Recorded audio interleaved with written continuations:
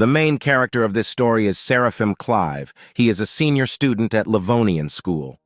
Tomorrow, the students will write the first test exam, and today the classrooms were being prepared for the test, so the students were released early, immediately after the school meeting. A Seraphim girl named Liana Solis appeared on the horizon. She was the best student of the year and also the most popular girl in the school. Noticing the guy, she wishes him good luck in the exam. The main character was born into an average family, and his grades were not the highest, but he was lucky to meet such a girl. True, this raised a lot of questions among other students, and even now, out of the corner of his ear, Seraphim heard his classmates discussing their couple. They are perplexed at what Liana could see in this homely boy. The girls think that they are not suitable for each other at all. Having gone home, Seraphim also began to think about this topic. In fact, he also could not understand why Liana liked him. In addition, he was worried about one more thing. His girlfriend is the first in academic performance, so he definitely won't be able to enter the same university as her. Disturbing thoughts begin to swarm in his head, whether he is good enough for her. And as soon as he thought that he would like to be like the hero of some novel, some kind of glow suddenly appeared above his head. The light becomes brighter, and an unknown creature appears from it, which immediately greets Seraphim and reports that the activation was successful. Out of fear, the young man hid behind the closet, telling the unknown creature not to come closer if it didn't want to deal with his ruler. The creature gets angry and says that the system is not a joke, but the latest high-tech development of Planet X, where you need to complete the tasks of the system, and for this, it will reward the participant. However, she informs Seraphim that for now he is an ordinary user, and in order to become its master and own the system, he will need to pass a test. And he adds that the system is already giving him the first task, which includes following his words and becoming one of the 10 best students in the class. Seraphim is perplexed as to how he can do this, unless he can get into the top 10 of the worst, but the creature reminds him that the young man himself said how much he wants to achieve this, but if he does not complete the task, the system will be removed. The main character was scared not only because an impossible task fell on him, he wanted to know if this flying girl would disappear along with the system. But the creature replied that she was not a devil. Therefore, she could not give him impossible tasks. Having said this, she directed an orange beam at Seraphim, which completely engulfed the young man. She had given him a free beginner's kit. It would expire in a month, and how far Seraphim could advance would depend on his willingness to work. Having finished the phrase, she said goodbye and disappeared into space, leaving the hero alone. Seraphim immediately decided to get into the system and try to find out more about all this. Suddenly, he saw a column in which it was mentioned that the system had endowed him with a brilliant memory, and, of course, the young man immediately wants to check it. Taking the book and reading about a couple of pages, he was delighted. It all turned out to be true. He remembered everything. Continuing to admire what was happening, he suddenly came to the idea that if he did not complete the task, the system would immediately delete everything, and it turns out that he would simply have to continue living as before. Seraphim understands that, faced with ridicule and claims, he will not be able to do anything except endure or run away. But he understands that he no longer wants to put up with this, because he finally has a chance to change his destiny. The hero must grab onto it. Now it's almost 2 o'clock in the afternoon, and his exam will begin tomorrow at 9 in the morning. To be in shape, he needs at least 3 hours of sleep. As a result of these calculations, he comes to the conclusion that he has 14 to prepare hours.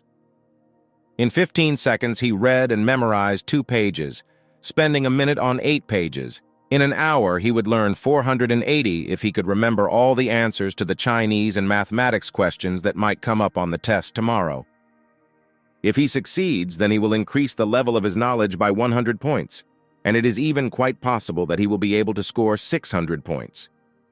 The result of the best student in his class was 650 points, but if he could get 600 points, he would be in the top 10.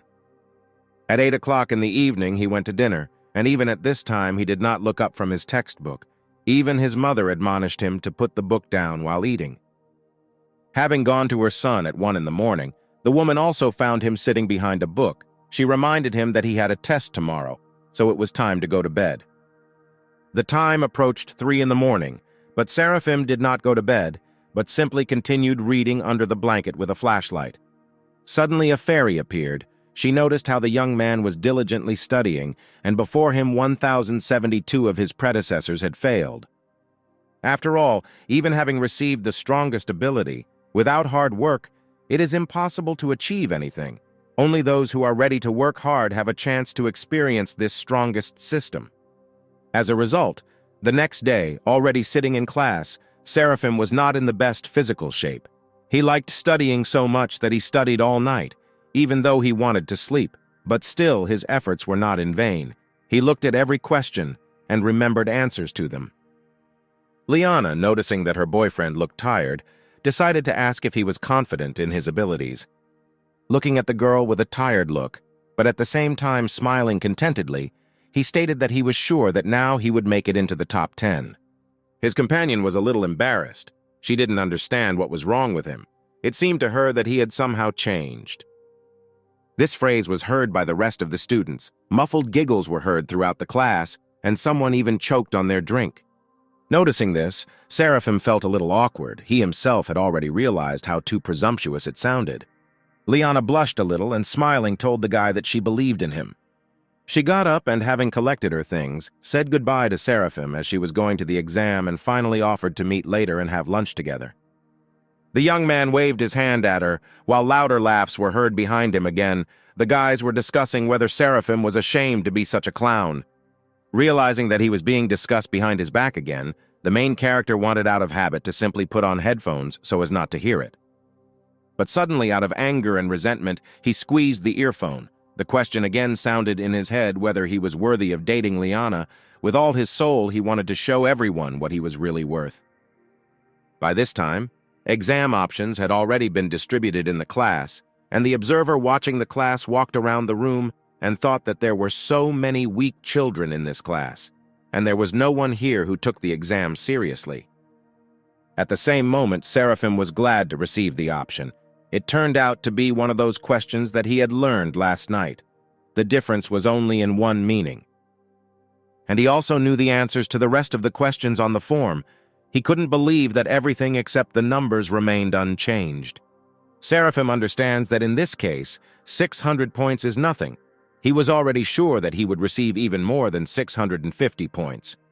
The observer noticed how Mr. Clive completed all the tasks suspiciously quickly.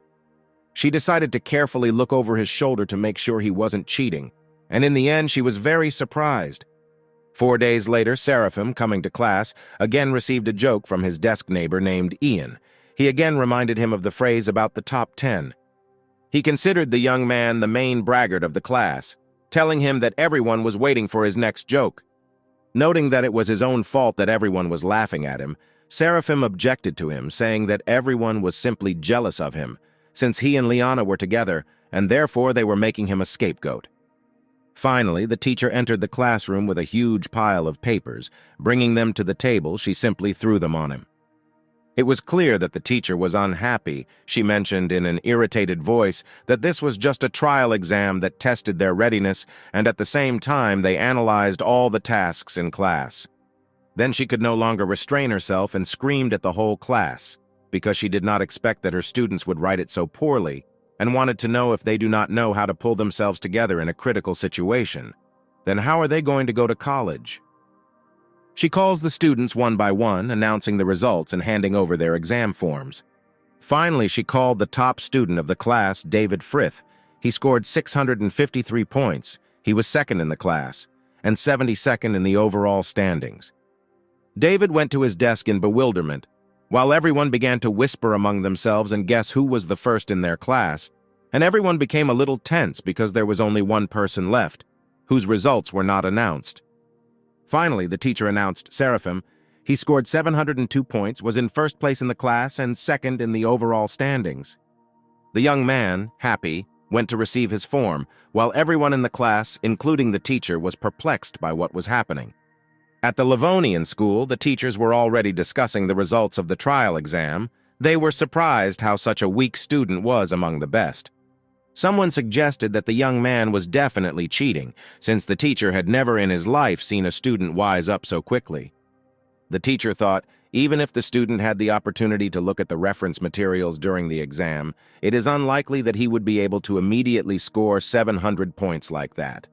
Another teacher also thought about this, because it is impossible to find the answer to a question in a book if you have no idea where the necessary material is, which means that the student really prepared hard. Suddenly, the deputy director loudly slammed a stack of papers on the table and loudly ordered the topic to be closed. And then he asked each of the teachers to draw up a new exam version, since he wanted this sensational student to take the test again tomorrow. The next day, sitting in class, Seraphim already had time to think that it seemed like everyone had already forgotten about what happened yesterday. And what was great was that he still remembered all the material he had learned. By this time, his memory had become even better. Suddenly, a teacher came into the classroom and asked Seraphim to go with her to the teacher's room. Before he even set foot outside the classroom, his classmates immediately began discussing his trip to the teacher's room, suggesting that he had been caught cheating. Entering the staff room, he quickly knocked and greeted all the teachers and class teachers. The deputy director immediately suggested that he not beat around the bush, and immediately stated that some teachers doubted that he wrote this exam honestly. There are those who do not believe in him, and therefore he himself personally agreed that Seraphim retake the test. The young man asked a little irritably if he would really be the only one to retake this exam. Another teacher had already carefully pulled out a chair for the student, telling him not to think that they doubted his abilities. He just has to perceive the retake as an opportunity to improve his knowledge. Seraphim sat down at the table dissatisfied, asking if this friendly teacher, who said such nice things, thought that he was actually cheating. But one way or another, the hero was not worried. He learned all the questions, so he was not afraid of a retake. But having taken a closer look at the form, Seraphim suddenly panicked. It turns out that the teacher had prepared new tasks for him so that the young man would definitely not have the opportunity to cheat. Even though he didn't cheat on the trial exam, if now he makes a mistake and cannot solve these tasks, he will be unfairly accused of lying. And then, out of nowhere, a fairy appeared. She greeted Seraphim and congratulated him on completing his first task. The teacher noticed how the student seemed to freeze in place, and already had time to think that perhaps the child was afraid of the list of questions. But suddenly the young man hits the table and declares that everything is fine and he is ready to receive his reward. The teacher has a vague belief in his abilities and still considers him a bad student, and his behavior is proof of this. An hour and a half later, he picked up the paper and told the teacher that he was done with chemistry. Another hour and a half later, he handed the exam paper to the math teacher. The entire teaching staff immediately crowded around the teacher to find out whether the student had coped with the task. The teacher replied that she was not sure about chemistry because she did not write the questions, but in all likelihood the answers were correct. But the mathematics is written accurately, pure answers, correct solutions. She confirms that this is without a doubt a great job. One of the teachers begins to get even angrier. If he had known that this was a flower for Seraphim, he would have made the tasks even more difficult so that he would not show off. The teacher adjusted his glasses and asked the other teachers not to worry, since the student would have to work hard with physics. There are such difficult questions that even the best of the best cannot answer them. Seraphim begins to be annoyed by these conspirators, since he hears them all perfectly well. As a result, he turns and smiles to say that he did everything. The last task took a little more than 30 minutes. The teacher smugly took the work and, after looking at it, was shocked. He did not believe that the student spent less than 30 minutes on such a complex task. The entire teaching staff understands that at one point, they were so focused on checking the assignments that they did not notice how he easily solved all the assignments in half an hour. Did he really answer the questions faster than the teacher? It seems that it's not a matter of luck. Maybe he deliberately showed bad results before. The indignant teacher almost attacked the student, wanting to know whether he had solved the last problem himself. Seraphim laughs and says that he does not understand what the teacher is talking about, because he was under supervision all the time, from whom, in their opinion, he could ask the answer. The teacher chuckles awkwardly and explains that he is just confused, and talks about how glad he is that Seraphim scored the highest score.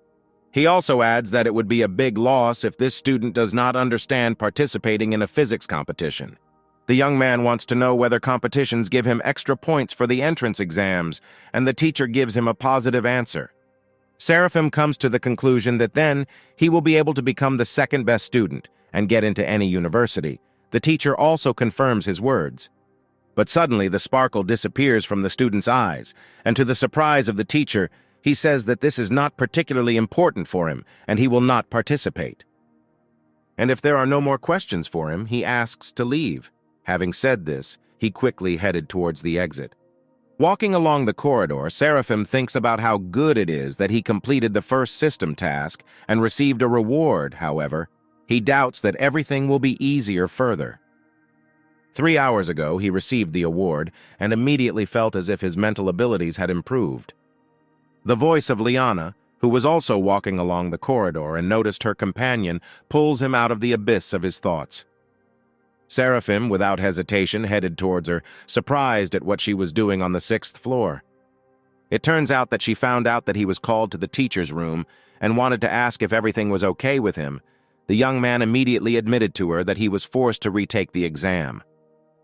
Everyone thinks that he could not improve the level of his knowledge in such a short time, and the young man himself would like to know whether Liana believes him.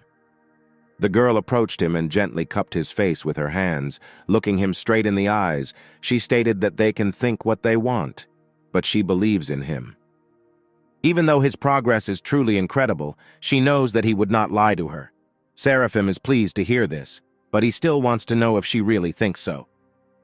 Liana blushes even more and says that if he continues in the same spirit, then they will be able to enter the same university. Seraphim was already preparing to hug his beloved when the teacher came out of the teacher's room, muttering to himself that the student was clearly not telling something, and if he was so smart, then why was he afraid to take part in competitions? Raising his head and seeing how the young man was standing close to the girl, the teacher pulled him back and immediately began to scold him for inappropriate behavior at school. Seraphim doesn't understand what the problem is because he doesn't do anything like that, but everything is serious with Liana. The teacher becomes even more furious because the student does not understand what the problem is. The teacher is angry because what kind of relationship can there be? After all, they are still school children, and their studies can suffer from such love. The young man decides to clarify one question with him, where he is on the list of academic performance. Gritting his teeth, the teacher answers him that he is second. Then the question touched on Liana, and then the teacher had to answer that the girl took first place. Seraphim throws up his hands and does not understand how, in this case, the teacher may still doubt that the relationship negatively affects their performance. Liana could not restrain herself and began to laugh. The teacher clearly did not like this, and he asked the young man not to talk nonsense. He decides to remind the student that his place in the overall standings has not yet been confirmed. Seraphim objects, since the deputy director approved the results of his retake, and apparently the teacher suspects the student of colluding with him. The teacher asks not to cling to his words. He believes that there is something suspicious in the fact that he does not want to participate in physics competitions, which means that he was definitely cheating. Liana could not stand it and decided to stand up for her boyfriend, asking teacher Leon to stop insulting his students. Suddenly, the young man takes her by the shoulder and, looking into her eyes, winks, saying that Leon has a reason for this. In any case, after everything the teacher said, he still wants Seraphim to take part in the competition, and the young man wants to know if this is so. The student is ready to do this, but only on one condition: if teacher Leon makes a bet with him. If he loses, he will do whatever the teacher asks of him, but if he wins, Leon will have to treat their entire class to chicken. The teacher was a little taken aback, as he thought in his head how much money he would have to spend in case of loss to buy a chicken for 50 people. Seraphim never tires of teasing him, saying that at first he accused him of passing the exam dishonestly, and now he is also afraid to enter into an argument with him. As a result, after thinking a little more, the teacher still agrees to this bet. A few more days passed, and the physics competition finally ended. It was raining heavily outside that day, and all the students wanted to quickly take their seats on the bus. Teacher Mary, who was sitting on the bus, was clearly not in the best mood. She doubted that good results should be expected from these students, but in practice it is true, the Livonian school has never been strong in such competitions. The teacher who is supposed to be the team leader took the day off and asked Mary to fill in for him. The school doesn't seem to care much about this competition. The teacher was upset not only because she had to replace another teacher, but also because she lost to a new teacher named Lucinda Maxwell. But she still thinks that no matter how much experience Lucinda has in classroom management, her students will still be far from her. 5 days later, the staff room was again more crowded. Of the students, Liana and Seraphim were there, and the young man decided to ask the girl why only they were invited here. Liana suggested that perhaps they want to announce the results of the competition. The deputy director finally became convinced that everyone had gathered and already wanted to give the floor to the director. Noticing that the students are whispering among themselves, Mary does not hold back and begins to scold them, because they imagine that if they earned a lot of points, then now they have the right not to listen while the teacher is talking to them. Next, Mary looks sarcastically at teacher Lucinda, as if hinting that her students were behaving inappropriately. Seraphim, seeing this picture, decided to butt into the conversation, saying that he did not understand what teacher Mary was talking about, and that he did not think that they behaved disrespectfully towards the teacher. Mary noticed that Seraphim and Liana were holding hands and decided to remind them that students are forbidden to be in relationships, but here they are walking arm in arm. All eyes immediately turned to teacher Lucinda.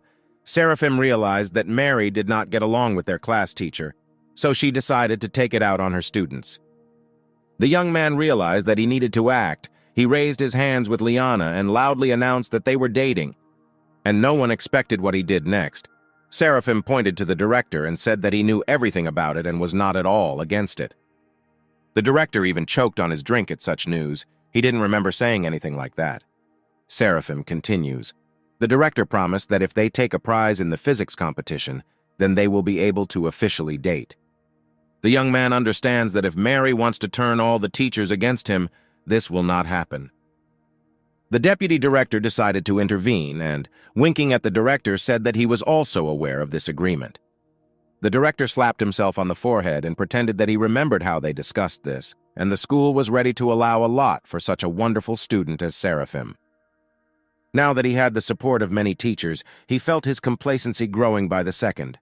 Mary tries to object to the director, but he interrupts her and asks her to let him announce the important news.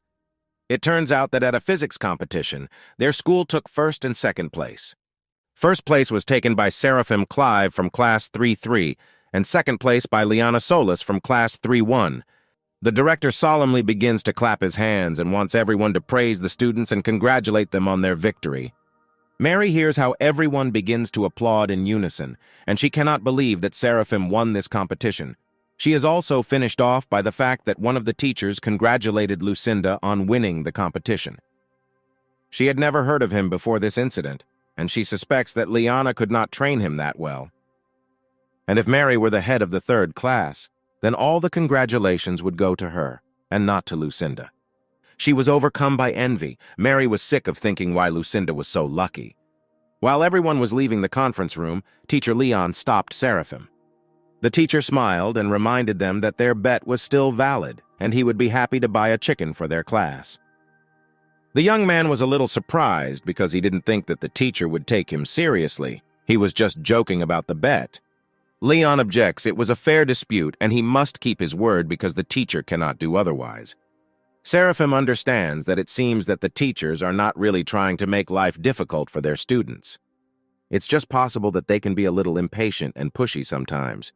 Already in the lesson, Mary scolded her class for making many mistakes in such simple questions.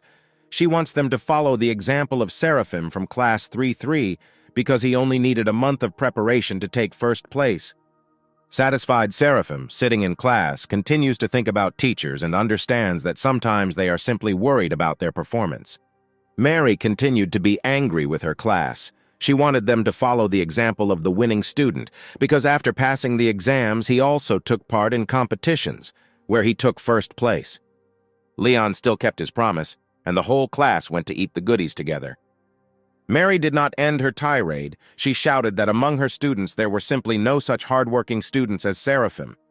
The school children noticed that their teacher had already mentioned this Seraphim 10 times. If they didn't know, they would have thought that this was her student. One of the students sitting in the back desk even seriously wondered who this Seraphim Clive was. The fairy again appeared to the student, and said that since he had successfully completed the first mission, and therefore, as a reward, she would grant him the ability to quickly comprehend, now he would be able to solve the assigned problems in one moment. Seraphim was delighted, and from then on he was able to cope with any task. Leaving the class, Ian tried to stop him, who wanted to find out if he was going home. The young man confirms and wonders why his classmate is not going home. The fat man reminds him that today they will have a match with the first class, and from the third parallel, Seraphim plays basketball best of all, and if he does not go with them, then they will definitely lose. The young man doesn't want to take part in this at all, so he begins to make excuses that he's been so busy lately and almost forgot about basketball.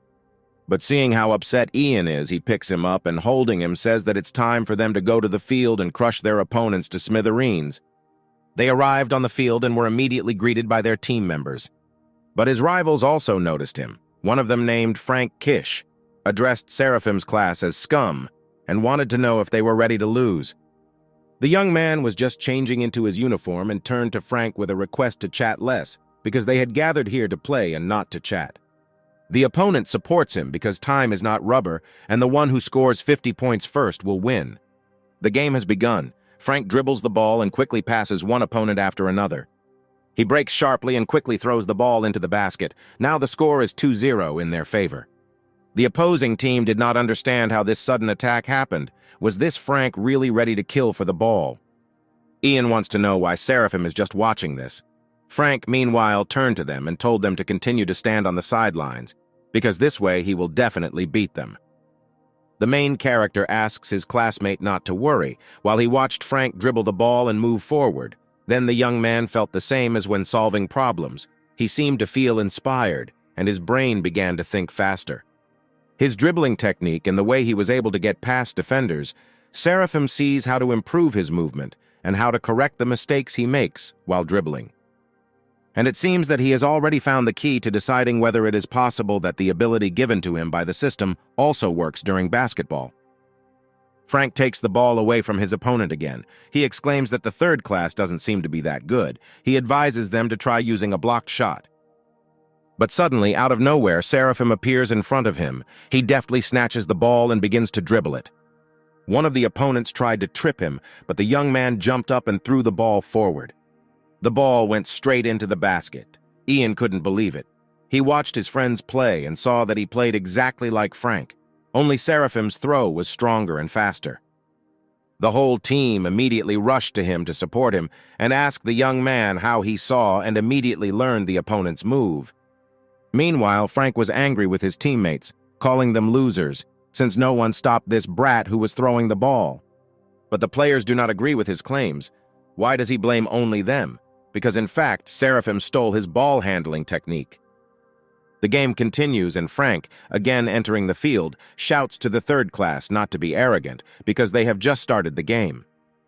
Seraphim grinned and said that although Frank did not understand it, the game was almost over. After another 30 minutes, almost all the opponents were already lying on the field from powerlessness. The main character reports that the score is currently 47-2 in their favor and thinks that he needs to go easy on the opposing team. But he notices that the opponents have even stopped resisting. Then Seraphim decides that it's time to test himself. He wonders what his limit is. He moved further away and began to aim. Frank noticed this and was shocked. His opponent was standing 3 steps beyond the 3-point line. Seraphim understood that this throw would probably be 100% successful. Already both teams were simply watching this with bated breath and saw the moment when the ball hit the hoop from such a distance. After this, Seraphim already realized that the game was over and was about to leave. Finally, he wants to find out whether the opponents are still ready to play with them because this is just a waste of time. And he compliments this with the phrase that next time they could only play with him. The next day, Frank lost all mood to play because of Seraphim. At the same time, many players on the court happily threw the ball into the basket. A player named Brown Cole threw one ball after another, a couple more throws, and the number of hits would exceed 100. Brown noticed Frank behind the field bars and invited him to come out and play with them. But Frank rejects his proposal because he has no desire at all. The young man wants to know if he really lost with a score of 50-0. Frank shyly says that if he were as talented as Brown, he would not have let Seraphim down. The young man thought about it because he had already heard this name somewhere and even supposedly knew that this student was in third grade. Brown recalled that this might be the student Mrs. Lucinda had told the class about. And his classmates also constantly talk about Seraphim. Now, even after lessons he has to hear this name, it infuriates him that this young man is now everywhere he looks. Brown throws the ball away and asks Frank to talk about his game with Seraphim yesterday. A little later, Ian and Seraphim were walking along the basketball court, and he, the main character, asked his friend to go first while he waited for Liana. And then, out of nowhere, a basketball, possibly deliberately thrown at him, rushed straight at the young man. Brown and Frank stood on the court, clearly waiting for the young man. Frank introduces Seraphim Brown as the point guard of their school team and the best player in Livon City. He heard that the young man wanted to compete with someone in throwing the ball, so Brown set aside time for this. Seraphim admits that he does not want to compete and, throwing the ball back, announced that he was leaving. Brown caught the ball and wanted to find out if the young man was really dating the first beauty of the school, Liana Solis, since he did not understand what she saw in him. He suggests that the girl may have something wrong with her eyesight, since she doesn't see what a weakling her boyfriend is. Seraphim headed out and declared that they would not be able to provoke him. At this time, the students had already crowded around the court and watched the confrontation between the two guys. They realized that someone clearly wants to fight the ball god. Seraphim decided to find out what Brown wants from him. He wants them to play, and when he blows, he will no longer be able to appear on the field and will also part with Liana. The main character began to warm up. He agreed to this bet and indicated that they would play until 10 points. But if his opponent loses, he wants Brown to call him Big Brother, the young man agreed, but said that first the guy would have to defeat him. The spectators expected Brown to win this dispute because he is the best scorer among high school students in the province. They do not understand how Seraphim dared to challenge him. Meanwhile, Mr. Cole had already scored the first ball. Seeing this, all the girls blushed a little and began to support the young man. Brown did not stop, but demonstrated how he accurately hit the hoop from different points. Everyone saw that the young man, as always, was in excellent shape, and he was able to throw the ball into the basket 9 times out of 10. They even suggest that it would be better for Seraphim to give up right away and not disgrace himself. Brown threw the ball into the hands of the protagonist and declared that now it was his turn. The young man stood up and, concentrating and measuring the distance, he launched the ball. Everyone watching was surprised because the rotation of the ball in the air was too strong. The ball went through the ring and, falling to the floor, bounced off and fell straight into the hands of Seraphim. Everyone was shocked by this reception, since they did not have any special hopes for the young man. Then they watched as 9 balls had already hit the basket, and the player didn't even move.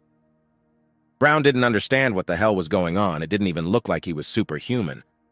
The students noticed that unlike Brown, who constantly ran after the ball, Seraphim seemed to handle the ball much more freely. They considered him a real god of basketball. Before the opponent's last throw, Brown noticeably tensed, wondering if Seraphim would score all 10 goals. While preparing to throw, the main character noticed that the coach of the basketball team, Mr. Sions, was standing with the students. This alarmed him, because he just wants to go to the same college with Liana. And the main thing is that he is no longer forced to take part in different competitions, as he was then in physics. And after thinking about it, he throws the ball and, to everyone's surprise, does not hit the basket. Seraphim looks at Brown and, laughing, announces that it looks like they have a draw. At this time, Mr. Seance comes forward and asks the young man to go with him to the office of the deputy director. Frank at this time admits to Brown how worried he was and already believed that the guy could not be defeated. But you can't fool the best player. He saw that his opponent missed on purpose. The young man noticed how Seraphim looked at their coach and then threw an oblique 3-pointer. Frank doesn't believe the opponent simply wanted to preserve Brown's reputation. Mr. Cole noted that you rarely meet such easygoing people as Seraphim after all this.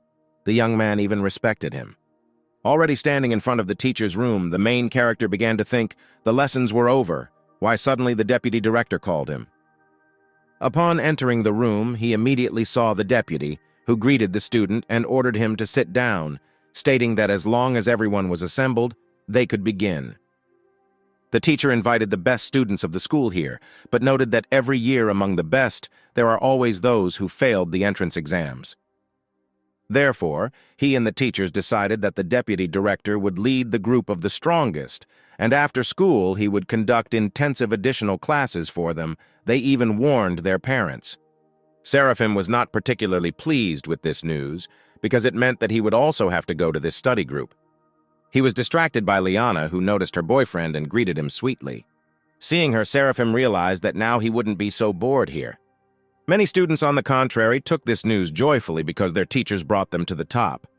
The deputy continued, he said, and drawing the students' attention to the fact that they had sheets of assignments in front of them, he himself identified 2 reasons why high scorers from previous years most often failed the exams. Firstly, they spent a lot of time solving the problem. The other tasks did not cause any difficulties, but solving one took them too much time, so they did not have time to complete the work. Secondly, they misunderstood the question posed in the task.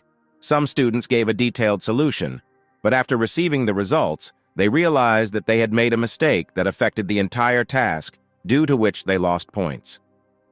While all the students were looking through the assignments, Seraphim called the deputy director and suggested to him that if he proves that the assignments are not difficult, and it is quite possible to solve them with the highest score, if he succeeds, then can he allow him not to attend these classes anymore. The students did not like this attack. They think that Seraphim is an arrogant fellow because the deputy said that the problems can be solved. They just take a lot of time. Liana decides to join the conversation.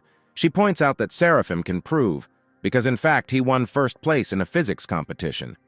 In addition, she is absolutely confident that he will also quickly complete the assigned tasks. The student objects to her because she was always 20 points ahead of the second best performer at school, and Seraphim is unknown who, plus the competition, in his opinion, is not even close to the entrance exams. Liana again begins to stand up for her boyfriend and says that he is everything will be able. The deputy is trying to break up the arguing school children because they are here to study, and at the same time he wants to know why they are arguing with each other in the first place. The teacher recalled how Seraphim showed himself during the retake of the exam. He solved problems quite quickly and correctly, and in this case he thinks that his experience can be useful to the children, so the deputy asks to share it with them. The young man just wanted to object to the deputy, but he reminded him that when the question of his relationship with Liana arose that time, he and the director supported him. Seraphim breaks off, his cheeks begin to rapidly turn red, and he thanks the teacher for his generosity that time. The deputy assures that the student can be calm, because he is always on the side of the students and is sure that everyone in this room will listen to his point of view, so he asks Seraphim to speak freely and confidently. The young man decides to try anyway, and begins to say that in his opinion, in order to achieve greater speed in solving problems, they need more practice, but they can improve their skills by memorizing examples of solving problems in advance. This is something like a software algorithm of actions, when before the main one there is also a preliminary process. Having memorized a sample solution to problems in advance, they significantly improve the efficiency of their work. For example, they might take a genetics problem that is worth average and takes some time and is therefore challenging. Similar problems take place in high school. In front of them, there are 16 ways of developing the situation, including various combinations, for which you need to create several solutions and remember the formulas. And when this problem comes across, it can be solved in a shorter time. One of the students objects, because for this method you need to remember a lot of things, and if, for example, they don't come across such a task, they will simply waste time. Seraphim suggests that everyone choose the best option for themselves, rote memorization before the exam or wasting time during the exam. The deputy liked the young man's option because the advantages of this method are enormous. Students will be able to spend not 30 seconds, but 3 on solving the task. Further, Seraphim suggests, in order not to get confused in the question itself and to highlight the necessary information, simply write down the solution on a separate sheet and use the formula to solve it. He compares it to playing chess. It's one thing to check and another to checkmate. He believes that those who go beyond their capabilities will be able to cope with any task. but students doubt that it is worth so much effort and whether it is even realistic. The deputy believes that there is common sense in Seraphim's words, of course. Students are not obliged to follow everything he advised, but there are some things worth listening to. Suddenly, the young man felt a strange feeling, and out of nowhere he heard a notification that the system had granted him a new ability called the Feynman method of studying. A month later, at the next meeting of the best students, the deputy congratulated Seraphim because he overtook all the students at the school and finally took first place in the trial exam. The hero turns to the teacher and says that he should thank him for these services. This time he managed to finish the test 10 minutes before the allotted time, and thanks to this he became more confident about the entrance exams. Another student also shared his experience, having worked with the group for 2 weeks on exam options. He felt that he had a better understanding of the concept of working on difficult questions. Seraphim chuckles and replies that he is only happy to help everyone, but he is confident to himself that none of the guys, without a system like his, will reach his level. To his surprise, he notices that Liana is behaving somewhat distantly, and sadness is clearly expressed on her face. He wants to find out from her what's wrong. Maybe she's angry that he overtook her in the school test. But Liana replies that that's not the point, and she's very happy for him. Seraphim is still trying to find out why she feels bad, but the girl just refuses. Then the guy takes more drastic measures and, grabbing Liana by the hands, asks that if she cares about his feelings, then she should tell him the truth. Meanwhile, the deputy declares today's meeting over, and all but a couple of students quickly begin to get ready. Left alone, Seraphim once again asks her to tell him everything, and this time Liana agrees. She quietly tells him that they may not be able to go to the same college. Yesterday, her mother suddenly told her that she wants Liana to study abroad. The girl is worried because she already anticipated that when Seraphim's grades improve, they will be able to continue studying together. The young man was also alarmed by this news, but he tries to calm Liana down, saying that they will definitely come up with something. They both end up at a reception with Miss Devona Solis. Liana tries to start a conversation and addresses her as her aunt. Devona laughs because she allows herself to be called auntie, since she is not one of those old-fashioned mothers who forbids her child to date. In addition, she trusts her daughter, and it is immediately clear from Liana that this conversation is difficult for her. However, despite the fact that Miss Solis is not against their relationship, she still believes that first of all, Liana needs to think about her future. Miss Devona has a goal. She wants to give her daughter the best education. Seraphim listens to her and analyzes the situation, because thanks to the system, the best education is now available to him. He is sure that no university can compare with it. But there is a problem. He cannot just go ahead and tell everyone else about it, and besides, he is afraid that no one will believe him. Auntie suggests that if Liana's boyfriend came here to convince her, then she is ready to listen to him. Seraphim supports her and asks his girlfriend to let him talk to her mother. He begins his conversation by understanding how Miss Devona is worried about her daughter, but he wants to know what she means by a good education. A diploma graduated with honors or a well-equipped, expensive campus. The aunt smiles and replies that she doesn't think this is the most important thing. She was interested in finding out what a good education includes, according to the young man. Seraphim enthusiastically shouts that this requires thinking people, masters of their craft. After all, they are the foundation of education, and in their country they can also get the best education. Devona, hearing his speech, clapped her hands, noting that it was all well said. She was directly amazed, but he still missed something. Seraphim realizes that he missed this important component, connections. The young man activated the ability to anticipate his opponent's action and received a rookie card. Devona confirms that everything, as he said, all the power is in the people. Miss inflicts 4 blows on all the opponent's followers. The woman notes that by keeping in touch with her college friends, it will be easier for them in the adult world. The opponent discards the harsh reality card and hits Seraphim's cards. The young man realizes that she has made a powerful code, but accepts it. He turns to Devona and says that this may sound incorrect on his part, but he still wants to say that those who have power acquire connections. Maybe it's really important for some to make connections in college, but he and Liana don't need it.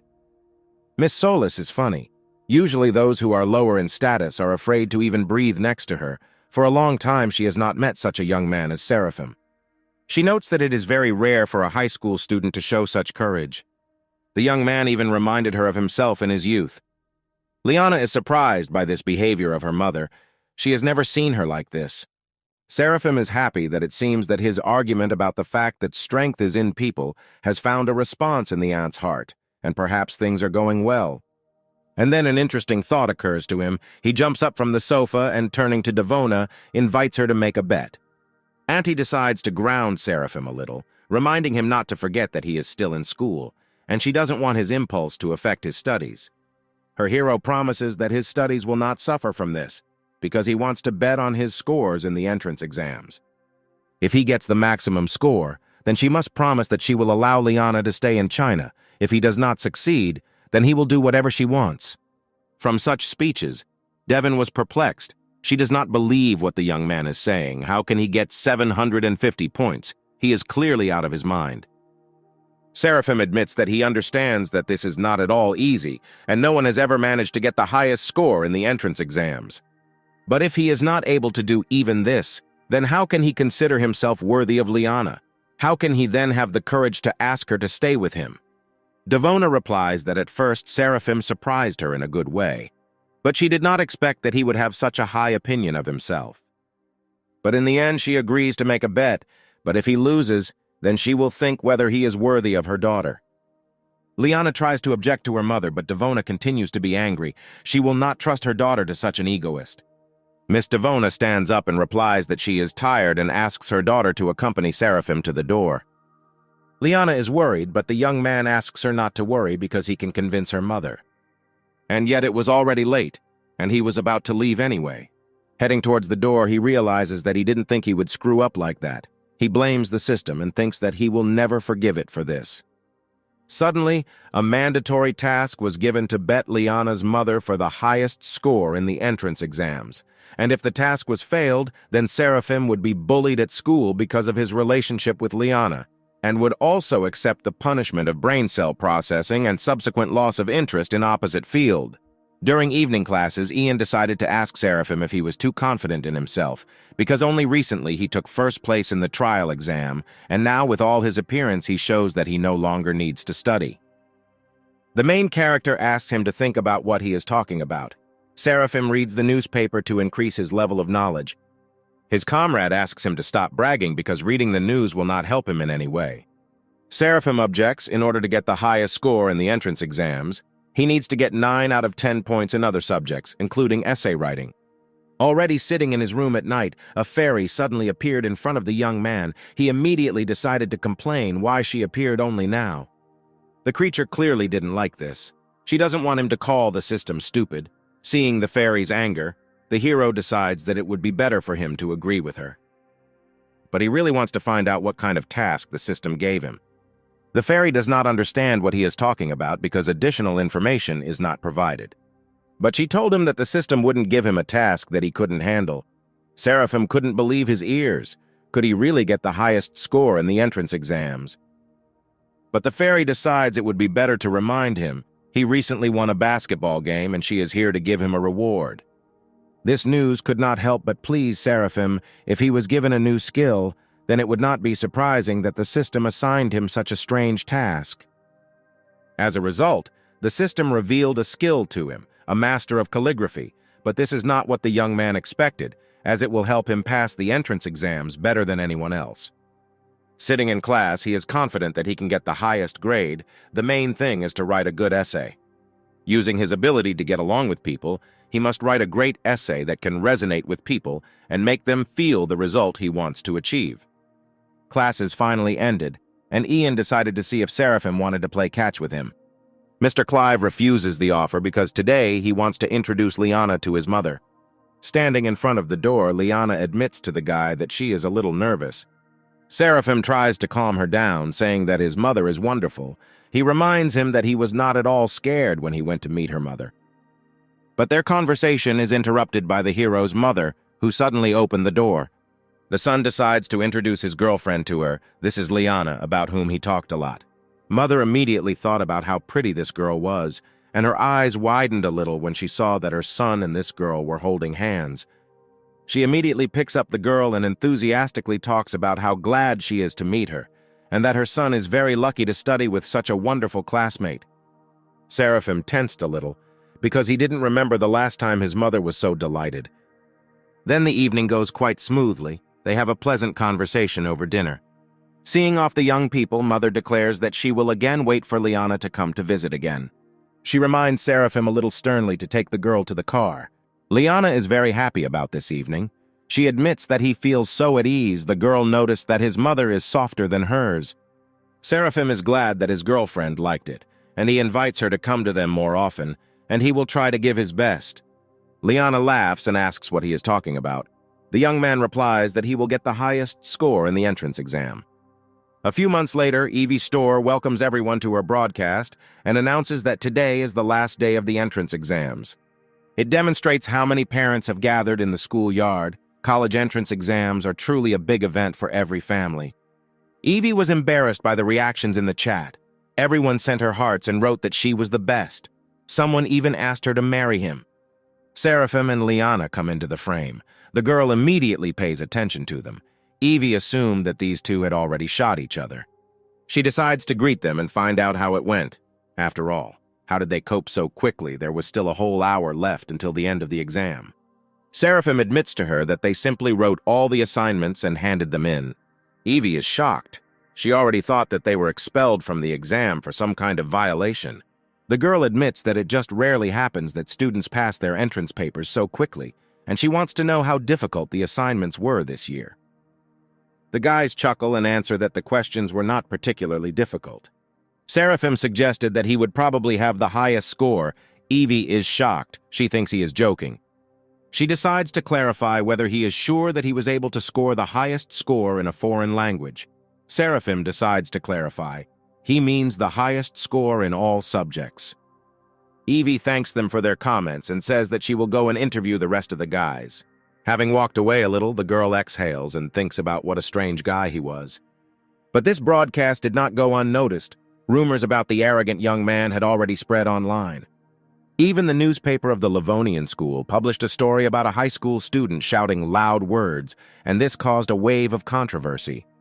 This news could not pass by the director, and he decided to call Seraphim.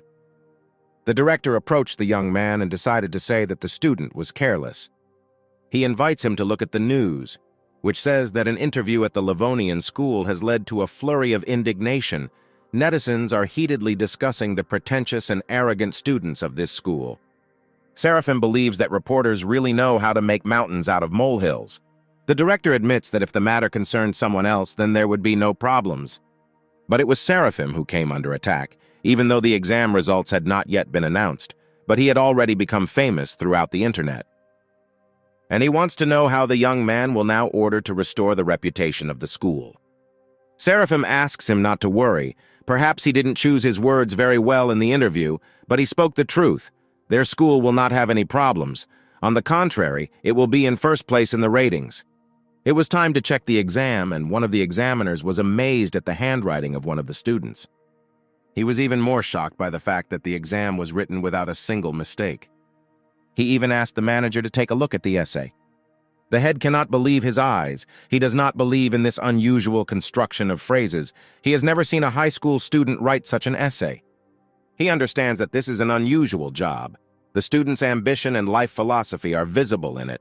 The supervisor declares that this work deserves the highest rating. The assistant wanted to object, but the head said that this would not be discussed. This work deserves better evaluation, and that's the end.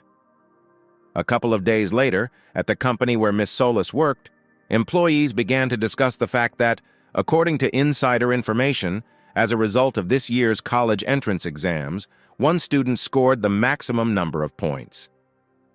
The colleague does not believe this. She wants to know where the employee got such information. But he objected. Does it matter? In a few days, the results will be posted and the truth will be revealed.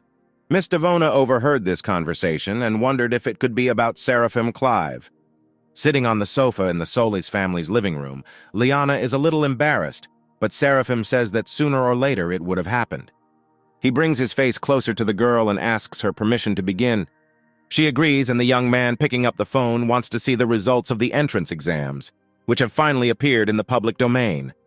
Silence reigned in the room as Seraphim waited for the site to load. Liana closed her eyes in fear. Miss Devona unexpectedly entered the house and announced from the threshold that she had received some news this morning. Liana immediately ran joyfully to greet her mother. Devona noticeably blushed when she saw Seraphim in the room as well. The young man also stood up to greet Miss Solis and apologized in advance for the disturbance. Liana happily tells her mother that they finally found out the exam results. Devona asked if the young man wanted to tell her something, and then Seraphim solemnly showed her the website page, which indicated that he had taken first place and scored the maximum number of points in the exam. After that, he hesitated a little, as he noticed that Devona was somehow not particularly surprised. But she already suspected in advance. As soon as she heard the conversation of her colleagues, she already knew who the winner was. She told Seraphim that today's news had already reported about a student who scored a record number of points in the exam. The young man didn't like this. These media didn't really let him breathe. Liana, a little afraid, asks her mother what she now wants to say about studying abroad. Devona, of course, allows her daughter to stay in China as she promised. Miss Solis was very surprised because the fact that Seraphim received the maximum score is amazing. But as it turned out, this was not enough to impress Miss Devona. What she really liked was that he showed courage and determination, as well as the ability to back up his words with actions. Approaching Seraphim, she pats him firmly on the shoulder and declares that from now on she trusts her daughter to him. The young man cannot help but rejoice. He confirms that she is entrusting her Liana to good hands. While the guys were happy that everything had worked out, Devona was already thinking that in a few years the young man would stop calling her aunt. Liana could not resist and threw herself on Seraphim's neck, shouting that she was glad that they had managed it. But their rejoicing is interrupted by Miss Solis, who decides to tell her that the guys have to promise her something. She states that she doesn't want any grandchildren until after college. Liana and Seraphim immediately blushed. They did not believe that their aunt was telling them such things. Devona reminds them that they are still too young, and she doesn't want to become a grandmother before they graduate from college. Liana rushes to her mother again to hug her and ask her to stop talking about the topic of becoming a grandmother. Seraphim decides to intervene and asks Miss Solis not to worry. He promises that this will not happen. He and Liana will not go that far until they graduate from college. Devona says that he trusts the young people. If he was able to get the highest score in the entrance exams, then he must keep this promise. Seraphim made this promise and immediately began to hope that perhaps it would not be so difficult. At that moment, his mother called, and he immediately picked up the phone to answer her. Mother calls him because she has already received several calls from the admissions office of different universities. She is hesitantly trying to tell him about the exam scores. Hearing the hesitation in her voice, he decides to tell his mother the truth himself. What everyone is telling her about, she can be proud of her son, because he became the first in the ranking of students who passed the entrance exams. The mother cannot hold back her tears and even covers her mouth with her hand from such shock. She recalled how she saw her son sitting at books and studying from morning to night. Mother recalls that the last few months must have been very difficult for her boy. She could never have expected Seraphim to score a perfect score. His father would have been so proud of him. Her son reassures her, because in the future she will have even more reasons to be proud of him. 2 days later, the young people met again in a more relaxed atmosphere. Seraphim immediately noted how good Liana looked. The girl was a little surprised to see her betrothed on a bicycle. Seraphim told her to jump onto the trunk, and now they are already rushing down the street on this sunny day. While driving down the street, the young man thought about the fact that a few months ago everyone laughed at him and did not take him seriously. But now, when he and Liana walked past a group of students, no one laughed at him or said that he was not worthy of her. Liana decides to find out whether Seraphim has thought about where he will apply. The young man says that his mother supports his decision to go to the same place as his girlfriend. As soon as they approached one of the buildings, they suddenly saw that there were ribbons hanging on it with congratulations to Seraphim, a third-grade student at the Livonian school, who received the highest score in the entrance exams. Liana nudges him with her elbow, laughing at how pompously they congratulate him. Seraphim was suddenly pulled back by the director. He said that the young man had done a huge favor to the Livonian school. The main character even becomes a little embarrassed, and he tries to tell the director that this is not such a big event. But that was not the case. The entire teaching staff had already gathered to congratulate him. The young man becomes even more embarrassed. He does not know whether he is even worthy of such an honor. The principal announces that for his outstanding results in the entrance exams, the school has decided to give him a place on the honor board. Hearing this statement, all the teachers were a little shocked. Lucinda reflects on the fact that in the entire 40 years of the school's existence, only 4 people have had such an honor. This was awarded to a titan of the world of literature, an internet giant who built a career from scratch, a politician who contributed to the development of their country, and an academician who achieved high results in scientific activities. And now it's Seraphim's turn, and he's only 18 years old. Lucinda's head was filled with the thought of whether, at his age, he was already on the same level as such strong personalities. The teacher decides to check with the principal to see if this is too much of a reward. The director decides to ask her why the Wall of Honor is needed, and to demonstrate the greatness of their school or to encourage their future students to strive for excellence. For many years, their Wall of Honor has been a benchmark for social success, but those around them probably didn't realize that it was something of a forbidden fruit for students. If even such a brilliant student as Seraphim does not take his place on the wall, then will anyone else be able to do so? Teacher Lucinda, after thinking about it, came to the conclusion that all this sounded reasonable. In this case, the director declares that Seraphim Clive is worthy, is on the Wall of Honor. Everyone around him begins to applaud loudly, which makes the young man feel awkward. It seems to him that he cannot accept such an award. The director is trying to convince him, is it really possible that now everything he said here will be in vain? He decides to whisper in the student's ear that thanks to him, their school received a grant for a tidy sum. And plus, for everyone who is listed on the Wall of Honor, the grant amounts to an even larger amount of money. The main character was even speechless from such amounts. But at the same time, these speeches inspired Seraphim, and now he considers it his duty to serve as an example for other students. The director is happy because this is exactly the ambitious approach he expected from him. And the head of the school also said that Seraphim will need to do something later, so he should be ready. He reports that the media wants to interview him, so he must not let his alma mater down and perform well. The director heard that it would be broadcast live and would gather a lot of viewers in front of the screens because Seraphim was, after all, the first in the history of college entrance exams to receive the maximum score. Journalists have already gathered in the conference room. The first interview is with the director, who says that this year their school was once again able to achieve excellent results. Until Seraphim's turn comes, he is wondering how he can literally give a grant for such a large amount of money for nothing. Finally, the interviewer gets to him. She wants to know if he has anything to say to the younger generation. The young man immediately hesitated, because he couldn't say that they didn't have a system like his. Although in theory the system is only half the battle, he was able to achieve such results also thanks to the skills given to him. If you think about it, what helped him the most was that the tasks of the system were mandatory to complete. If he had not worked until he was exhausted every time, he would have been able to use his skills to the fullest. He is going to give one piece of advice, and says that you should not be afraid to lose face. Seraphim knew that at first many people would laugh at him, and to be honest, he was a little scared. And he thought that if he didn't try, he wouldn't fail. He thought that people didn't even realize how often these words were repeated. Although they admit to liking a person, they are afraid to look him in the eyes. At the decisive moment, they are afraid to act, and they blame themselves for this. They are afraid of failing the exam, and so on. He believes that I need to get into the habit of telling myself that I am determined, which means I can do it. This way the goal will not seem so unattainable. Of course, he himself would not have achieved such a result without luck and the help of others. But he still wants to share something that will serve as a support for young people in the future. The secret is that he is not afraid to fall in the eyes of others. At this moment, many students were watching this live broadcast, and they listened carefully to what Seraphim was saying. Suddenly, the young man heard a strange notification from the system. She congratulated Seraphim. For the love of his fans, he received 10,000 points, and now the lottery has been successfully launched. While in his living room, the main character listened carefully to the fairy, who explained that he had one chance to win the lottery. She wants to know if he confirms the launch of the lottery. Seraphim happily agrees to this.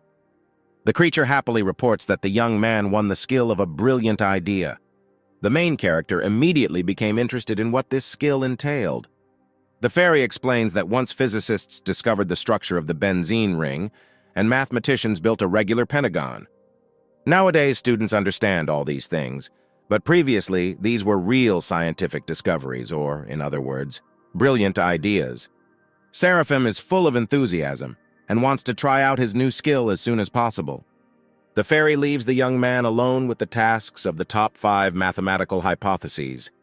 Seraphim gathers his strength and begins to activate the brilliant idea ability. Hours passed, and only in the evening he was able to finish his calculations a little. Suddenly, someone knocked on the front door. My mother immediately entered the room because it was already 5 in the evening, and she had no idea who it could be behind the door since they were not expecting anyone.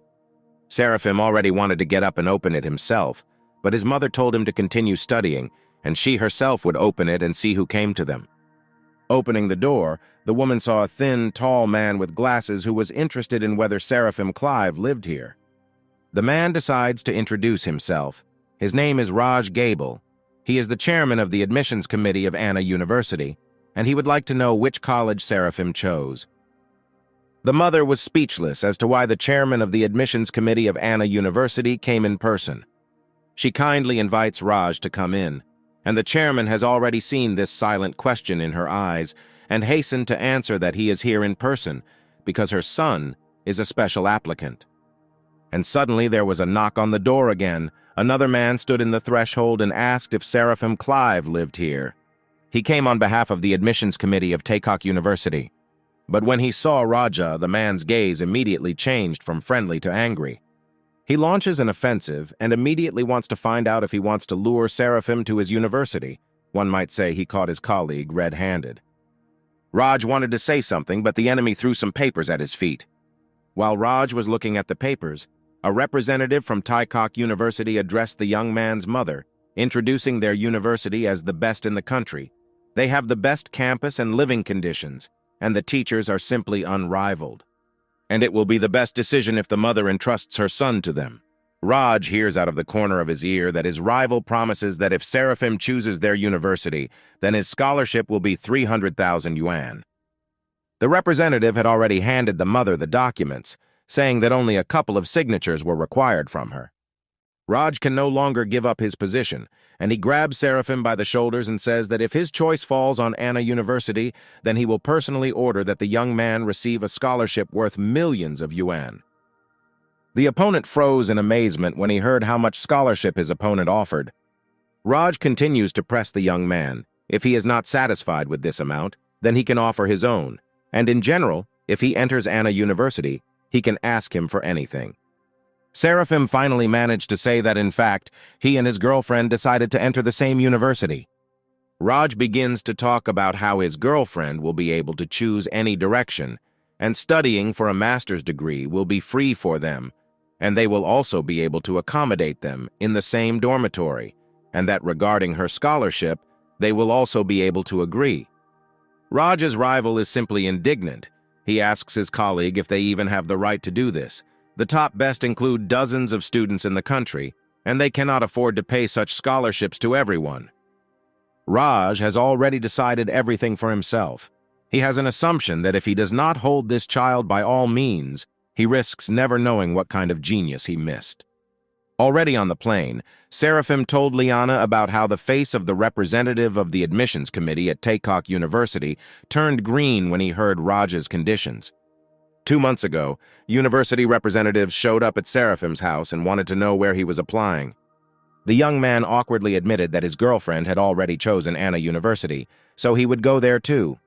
Raj immediately began to sneer at his rival, who after these words offered the young man anything to change his mind. But there was nothing to be done. The representative of Taekok University had to pack his suitcase and leave, saying that he did not lose to Raju, but was simply unlucky this time. Mother Seraphima continued to be in a state of shock. She did not believe that her son had just been invited to study at one of the best universities in the country. But in the end, the main character was glad that he and Liana entered Anna University together. The girl admitted to him that she could not believe that they had achieved their goal together.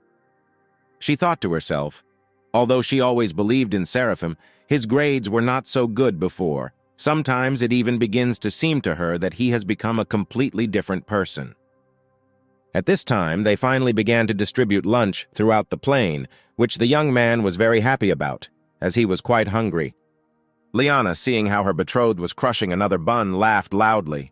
Seraphim wanted to know why she laughed, but the girl said there was nothing wrong with it. He was just the same and hadn't changed a bit. Suddenly, the young people also heard laughter coming from the next row. Liana turned to see who was laughing too and saw that a pretty blonde was winking at her. Mrs. Solis didn't understand why this girl looked as if she knew them. Seraphim noticed Liana's worried look and decided to find out what happened. Liana told him to look at the girl next to them because she was so beautiful. Even Mrs. Solis herself was amazed by it. In addition, Liana noticed that the young lady was looking at Seraphim and smiling. The young man thinks that this is all nonsense and perhaps she just made her laugh at the way he ate. Finally, the plane arrived in Kyoto. The chairman of the admissions committee had already arrived there to meet the students. Raj greets the guys, and then Liana and Seraphim, greeting the chairman, notice that they are not alone. The same girl from the plane was next to them, and she also greeted Raj. The young people were surprised to realize that perhaps this girl would study with them.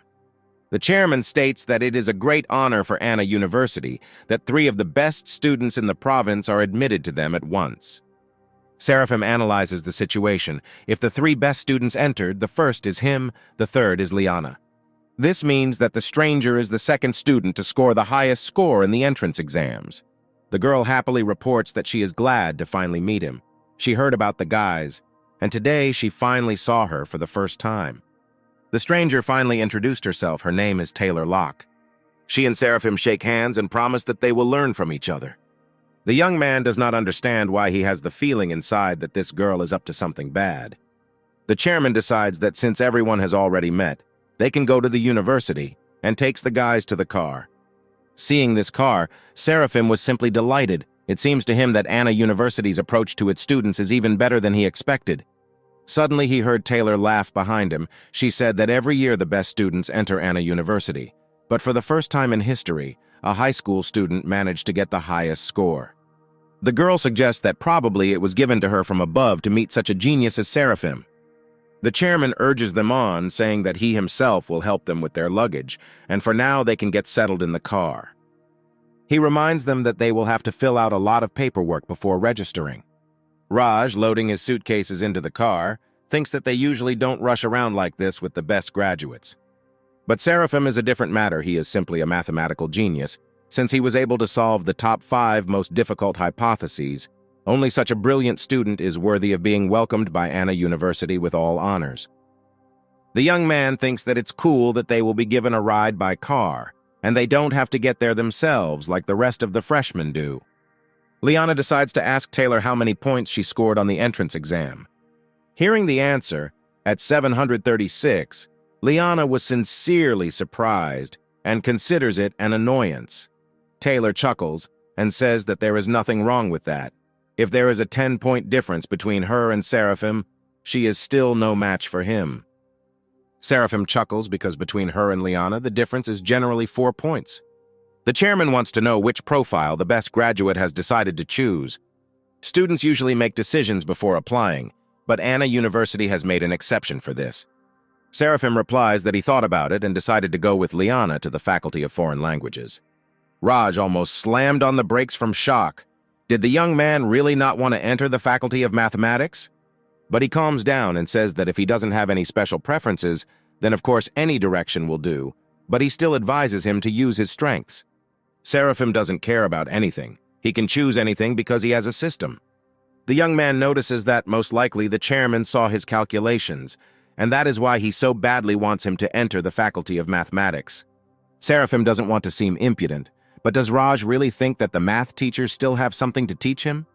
These words made the chairman think because the young man himself solved those most difficult problems. Even none of the current professors could do this. But he doesn't give up and tells the student that they can still provide him with a good base. Seraphim replies that even if he chooses the mathematics department, he thinks that the undergraduate course will be a waste of time for him, and the rest of the students may be unhappy with his presence. But still, the hero decided that he would study English, and if he suddenly had problems solving problems, he hoped that the mathematics teachers would be able to help him. Raj laughs and replies that let it be as Seraphim wants, because all roads will be open to him. Finally, they arrived at the right place. Getting out of the car, they saw a luxurious campus. The chairman announces to them that while the students are moving into the dormitory, he will register them. Liana and Taylor go to the women's dormitory. Mrs. Solis says goodbye to her boyfriend, offering to meet after that and have lunch together. The young man, of course, agrees. Seraphim cannot believe that the university life he has been waiting for so long has finally begun. Entering the dorm room number 400, the three heroes saw their new neighbors. He was noticed and greeted by a thin, friendly boy named Daniel Pham and a funny fat guy named Tyler Dench. And the last one to greet him was a handsome young man, saying that he was just in time because there was only one free place left. Seraphim introduces himself to them and shakes everyone's hands as a greeting. The last neighbor introduces himself to him as Philip Prince and says that they were just deciding who would be in charge of the room. Daniel immediately decided to speak out that he believes that the one who is older should be in charge. Tyler thinks it's too easy and maybe they should do it differently. He wants to suggest choosing a boss based on the number of points scored in the exam. Daniel didn't particularly like his proposal, so there was a nervous tension in the room. Tyler is simply sure that his neighbors couldn't do better than him, and he is the first to decide to say that he scored 707 points. Daniel laughed in his neighbor's face as his result was 708 points. Philip decides to interrupt his neighbors and report that he scored 716 points. The guys had already thought that this was the winner in front of them. The neighbors finally decide to find out how many points their last moving tenant has. Seraphim turned and casually said that he received 750 points in the entrance exams. But he immediately warns that he doesn't care who will be in charge. Tyler doesn't believe the young man's words and asks him to tell the truth about the points. But Seraphim again replies that he is not lying. If they do not believe, they can check it on the internet. The results are in the public domain. Daniel whispers to the other neighbors that what their neighbor is saying is simply impossible. All three guys crowded around the phone to verify the veracity of Seraphim's words, and to their surprise, they were convinced that the young man had told them the truth. They can't believe that a genius has been assigned to them. Tyler immediately decided to return to the concept of choosing a leader based on age. Suddenly, Seraphim received a notification on his phone. It was Liana. He saw her from the window and shouted for her to wait until he came down. The roommates also wanted to see who came to visit their genius. The boys, seeing Liana, immediately began to call her Cutie and assumed that she was probably the first beauty of the school. Tyler wanted to know what kind of relationship Seraphim and Liana were in. The main character proudly declares that this is his girlfriend, and he invites the guys if they want to go and have dinner with them. Philip also cannot believe that these young people are dating, so he decides to clarify this again. Hearing once again confirmation that Liana is his neighbor's girlfriend, Philip declares Seraphim to be in charge of their room.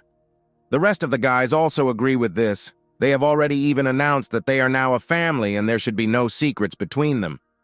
The main character experiences a feeling of awkwardness. He does not understand what secrets are being discussed. It turns out that his neighbors want to know his secret ways to pick up girls. Seraphim suggests that they first go down and have dinner together. Once outside, the guys see that Liana has brought with her several more attractive girls. Daniel immediately wants to apply all his vibes to attract the lady. But his attention is drawn to Tyler, who introduces himself with excitement. He blushes very much. Taylor didn't even really pay attention to them, and immediately turned to Seraphim with the question of when they would go eat. The young people were very upset that their efforts went unnoticed. Philip's heart did not care about Taylor at all. The object that interested him was a little behind, and he immediately decided to act. He greets the girl, introduces himself, and says that he came here from the capital. Liana, looking at this picture, decided to tell Seraphim that he seemed to have interesting neighbors. This makes the young man feel awkward, and he offers to quickly find them a place where they can have a bite to eat. As a result, they came to a cafe that served fairly hot snacks and soups. Seraphim immediately considered them perverts because of this, because they chose a place that served hot food. They probably wanted to look at the girls whose cheeks were flushed with heat and their breathing quickened. But Seraphim is distracted from these thoughts by Liana, who hands her beloved a piece of meat. At the table, Philip decides to tell them that their school year will begin with military training. He even heard that the instructors will be especially strict this year, so they need to be careful. The girls were immediately frightened by such news because they are afraid of military training. Their delicate skin will definitely tan in the sun. Philip explains that this is the reason they need to prepare for this. He and the boys have just saved a set of special training sessions that they will happily share with them. The girls are happy and decide to ask Liana whether to add them to the general chat. But the girl, to everyone's surprise, replies that this is not necessary. Seraphim supports her words and asks not to add him to this chat either. The guys want to immediately find out why, and the young man admits that he and the girl are not obliged to attend these classes. The others are shocked and cannot believe that these students are exempt from military training. Philip replies that he is from the capital, but he has not heard that at Anna's university, they give concessions to anyone, even to the children of influential parents. Seraphim replies that this may be so, but they lost to them because of high scores. The guys didn't even think that points could play such a big role. The girls remember hearing from the news about a student who scored the maximum score in an exam. But one of them still decides to clarify that perhaps they meant a score for one subject, and not for the entrance exams as a whole. But Seraphim's neighbors confirm that he received the highest score in all subjects, and they can even check this on the internet. And Philip at this time became sad, because he understands that now, no matter what the situation is, against the background of his neighbor, a genius, he will always look like a minor character. Already in the evening, the guys are talking in the room, and Daniel says that he cannot believe that there are so many beautiful girls in their class. Tyler asks Seraphim to let Liana introduce him better to the girl in their company today. Daniel pushes his friend away and asks Liana to help him and bring him together with the girl he likes. Seraphim decides to bring them back to reality, because they have known the girls for less than a day, as they generally imagine. Philip suggests creating a joint chat and just adding girls there. The main character is surprised, because it seems that they should have a class chat, and he thinks that they will deal with him tomorrow in class. Philip convinces him that this is not what they need. Their chat will only be them and the girls. Seraphim chuckles, because now he understands what they are driving at, and he decides to clarify all the details with Liana. Ultimately, a chat is created, and young people begin to correspond about everything, sharing their impressions of the first day. Philip even began to think that the girl he liked him. Seraphim is trying to fall asleep and simply assents to his friend so that everyone falls asleep faster. Even if the neighbors agree with the main thing in the room, they decide to correspond with the girls a little more.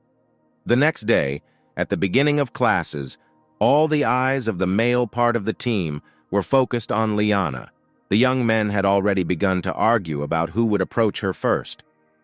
At this time, Seraphim enters the class and, noticing the young man, the girl immediately greets him and calls him to her. This causes indignation among the guys. They don't understand why the hell this goddess is with some stranger. Tyler, hearing this, warns them, saying that this girl is already taken. The guys can't believe it. They're already crying and saying that now they won't be able to love again. Suddenly, Taylor walked into the classroom looking at ease. And then all the guys' attention immediately turned to her. They immediately tried to get her to sit at a desk with one of them.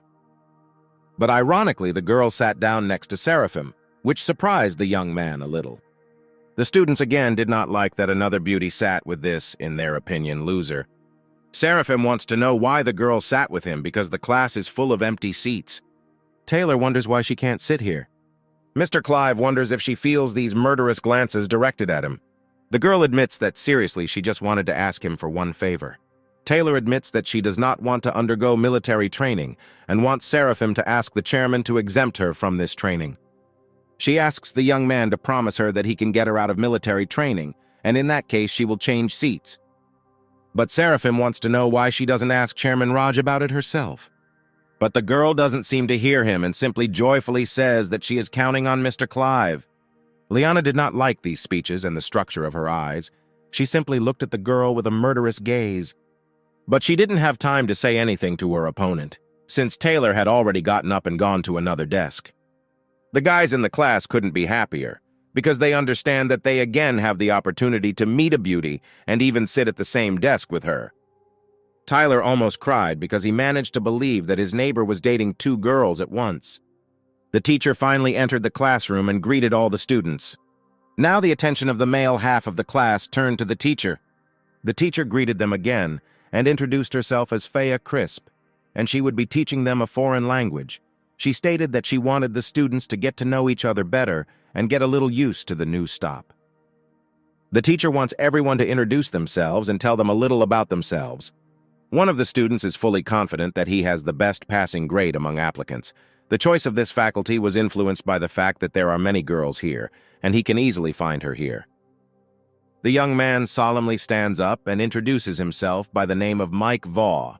He is the fourth in the ranking among those who passed the entrance exams in the province. He declares that if anyone has difficulties in their studies, they can safely contact him. He continues to talk about how he also wants to play basketball, and he also has an interest in music, so he would like to join a music club. At first there was silence in the class, as everyone just thought that the young man had come here to show off. But then, one after another, the students also began to stand up and introduce themselves. Mike didn't like that his classmates didn't admire him, but he understands that they are just jealous of him. He doesn't care because he already found a goal that he wanted to conquer. It turned out to be Taylor. The girl stands up and greets the class, saying how pleased she is to meet everyone. Since the girl immediately sat down after this phrase, the teacher decided to continue for her, saying that Taylor had an impressive passing grade, thanks to which she took second place among the applicants. Her classmates liked this, because the girl turns out not to be arrogant or arrogant at all. Not like some who took only fourth place and immediately gave up their tails. Finally, it was Liana's turn. The girl also simply greeted everyone and sat down in her place. Here the teacher also had to intervene, saying that this girl had an excellent result. She took third place this year at the entrance exams. The young people were delighted again. They obviously like beautiful and modest girls. And now it's Seraphim's turn. He introduces himself and says that most likely he gave up all his luck for this moment. He even mentions his hobby, basketball, and generally says that he's glad to meet you. The teacher is already deciding, and does not miss the opportunity to say that Seraphim became the first among applicants in terms of admission scores. And he is also the one who received the highest score for the first time in the entire history of the exam. So she would like to nominate Seraphim for the post of head of their group. Mike could not restrain himself and began to freak out. He is furious because he does not understand why such a person did not go somewhere to the Faculty of Information Technology or Finance. At the same time, Chairman Raj was talking with his colleagues. They were just discussing a student who easily solved complex mathematical problems and at the same time chose the Department of Foreign Languages. After class, Liana and Seraphim decided to take a walk. The girl congratulated him on his post as headman. But the young man is afraid that this is not his because he has never had experience in such a matter. Liana laughs and infects him with her laughter. She says that there is nowhere to go, and the young man promises her to try. In fact, Seraphim wants to know what his girlfriend thinks about Taylor and what Liana would do in his place. Liana admits that at first Taylor seemed nice to her, but then she began to behave very strangely. The young man notices that his girlfriend clearly dislikes her and immediately offered to refuse their friend's help. But Mrs. Solis decides that since they are all from the same province, they should help each other.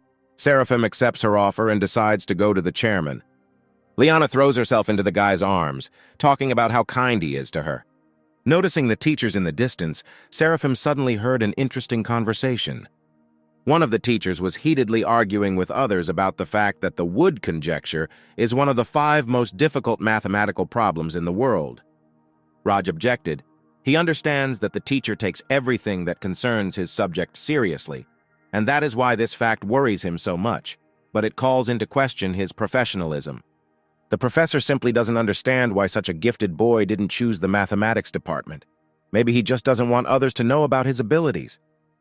The chairman states that he could not force the student to choose something he did not like. The teacher is already losing his temper and shouts that Raj may be conspiring with a genius, and he hopes that the chairman is fully aware of how this could affect the prestige of their university. Raj asks Mr. Carlos to watch his speech in the presence of Mr. Shelby, and as for Seraphim, the head replies that a student like him, on the contrary, only increases the authority of their university. The chairman notices Seraphim standing at a distance. The young man awkwardly greets them and says that he was looking for Raj to talk about combat training and asks for a moment of his attention. But the angry teacher asks not to distract them and immediately tell them why he came here. Seraphim admits that he wants one more person to be freed from these activities. Mr. Carlos does not hold back and again starts shouting and scolds the young man, since he had the conscience to ask for such favors. The chairman picks up the boy and asks him to come to him later. And only now did it dawn on Carlos that this was the very student they were arguing about. He snatches the young man from Raj's hands and, leading him along, menacingly declares that today he will find out what this mathematical genius is really capable of. The chairman was not pleased with this circumstance because Professor Carlos is known for his tenacity. Now he will not let Seraphim go down. Raj turns to Mr. Shelby, as they must make sure that everything goes well, but his colleague objects. If this boy is really as good as they say, then there is no need to be afraid of verification. In addition, Seraphim's scores in the entrance exams confirm this. He calls the chairman over, saying that he still has a lot of important things to do. Raj begins to worry a little. He mentally asks the young man to try not to anger Mr. Carlos even more.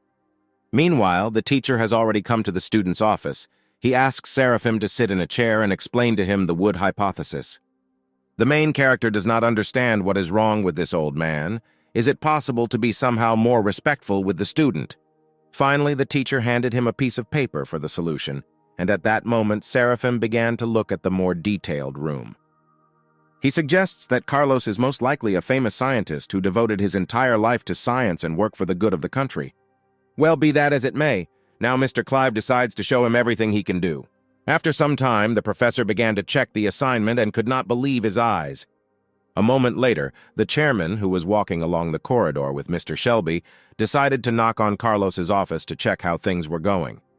Entering the office, they could not believe their eyes. The once formidable professor smiled sweetly and talked with Seraphim. They heard him offer the young man to become his student. It turns out that Carlos may not only be a cold iceberg. The professor decided to share the news with Jack Stills that he had a student with great promise. At such a young age, he was already able to solve 5 of the world's toughest problems, and Carlos considers himself very lucky to have agreed to learn from him. He even believes that such a wonderful student needs a careful approach. Jack didn't particularly like hearing from this old man only about Seraphim for half an hour.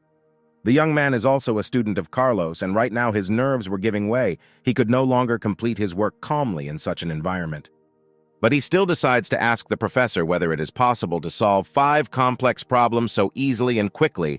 The young man believes that it is worth making sure that their solution is correct, just in case. Carlos notes that Jack even made him doubt. Some of the evidence he gave actually showed him to be a little inaccurate.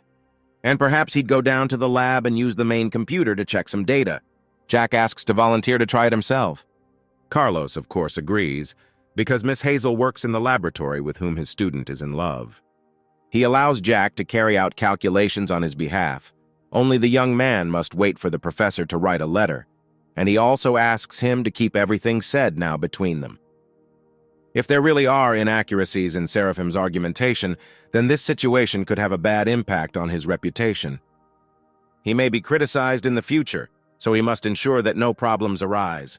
Jack doesn't stop getting angry. He doesn't understand why the professor keeps talking about Seraphim.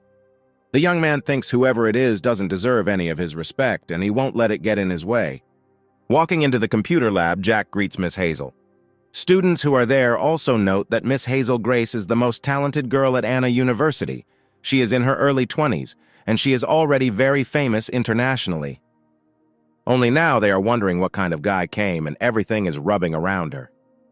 Jack introduces himself to Miss Hazel and says that he is here on behalf of Professor Carlos. He wants to use the main computer. After looking at the papers, the girl was surprised to see information about the Wood hypothesis.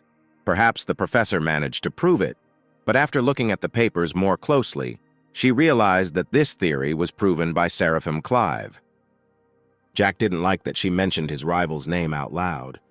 Hazel chuckles and replies that she didn't think that Professor Carlos, who had been avoiding email, claiming that figuring out how it worked was too much of a hassle, would ever decide to get serious about promoting his student. The student also laughs and replies that as far as he knows, there are still some doubts about Seraphim. It is said that he deliberately chose the foreign languages department instead of the mathematics department because he falsified his exam results out of fear that his deception would be discovered. Jack laughs and declares that he personally does not suspect him in any way. All these are rather just rumors, and in fact, Seraphim is smart and talented. Hazel really didn't like this suggestion. This is the first time Professor Carlos's student has been revealed to be a fraud, and she believes that this letter is clearly unlikely to be genuine. Jack is jubilant. He managed to outwit the girl and not allow Seraphim to get around him. He can hope for a draw. Moreover, Jack will not allow him to take even second place. He even wants to tell the International Mathematics Group about his opponent's cheating. Jack believes that Seraphim will face such shame that he never dreamed of. At the same time, the men's dormitory is undergoing general cleaning. Tyler and Daniel quarreled while cleaning up, and Seraphim, noticing this, ordered them to stop, because the sooner they finished cleaning, the sooner they would go to dinner. Philip supports the head of the room and also tells the guys to do everything as the eldest said. His roommates turned to look at him and began to glare at him, causing goosebumps to run down Philip's body. Daniel and Tyler abruptly began pointing their fingers at him and shouting to Seraphim that Philip had just laughed at him. The young man wants to know why they are turning all the arrows on him, because he didn't mean anything like that. Seraphim decided to ask the guys why they had been acting strange since he returned to the dorm. Philip assumes that they are trying to please Seraphim in order to get closer to Taylor.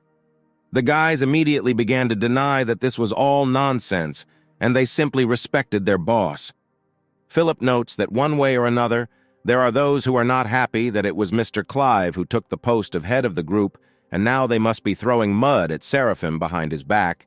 Mr. Prince is even interested in hearing what his neighbor thinks about this. But the main character doesn't care. He believes that let them think what they want. The guys are shocked that this does not upset the young man, because criminals can ruin his reputation. Seraphim believes that so be it. Their words mean nothing to him. He will just try to be a good headman, because isn't that the most important thing? Philip believes that this is probably how the thinking of a strong person works, and this is what the boss convinced him. Daniel and Tyler think their boss is cool, and I think that no evil thoughts will work against him.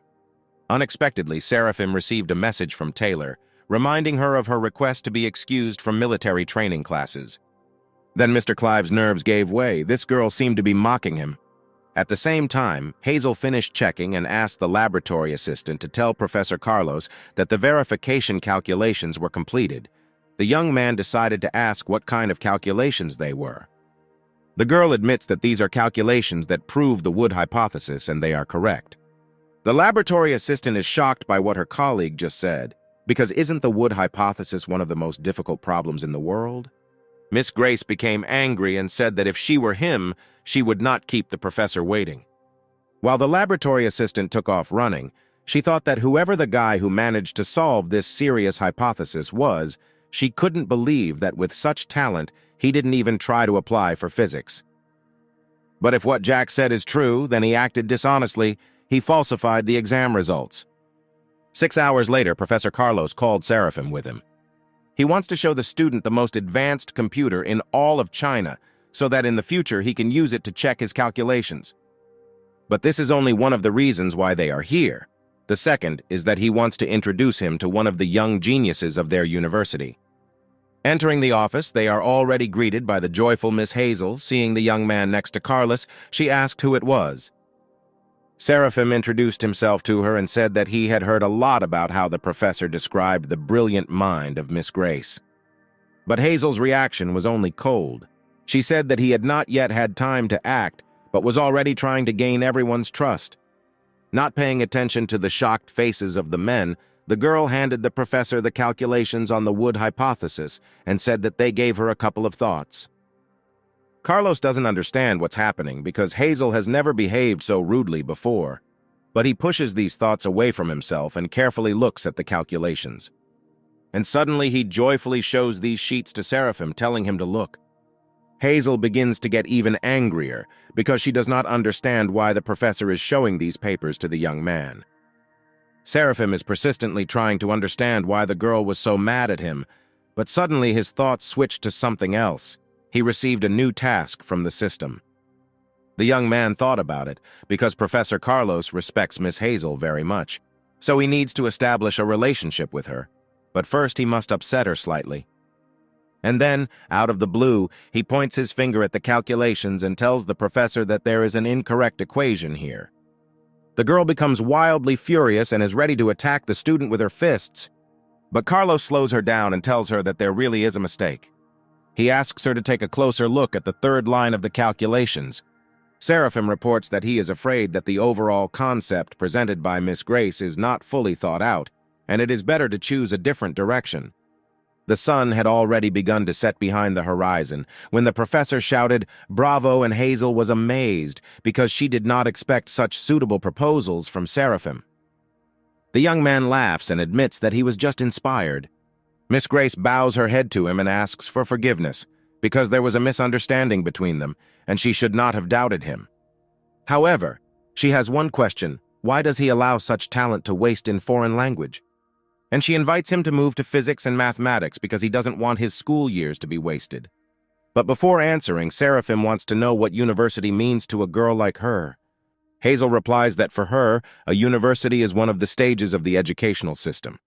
Mr. Clive believes that the essence of a university is not one thing, but several components, such as professors, laboratories, and more. He wants to say that choosing a faculty is not the end point of his studies. He can study any subjects he wants. Otherwise, there would be no such thing as an interdisciplinary subject. But Miss Grace thinks the first thing he needs to do is have a clear idea of what he wants to do. Seraphim admits that he entered the faculty of foreign languages only because he wanted to be close to the person dear to him. Yes, they are students, and it is important for them to get a good education, but first of all, they are people who have feelings. After all, if it were not for his family and friends, he would not have been able to advance so far. It was thanks to Liana that he began to work hard and achieved what he has in terms of education.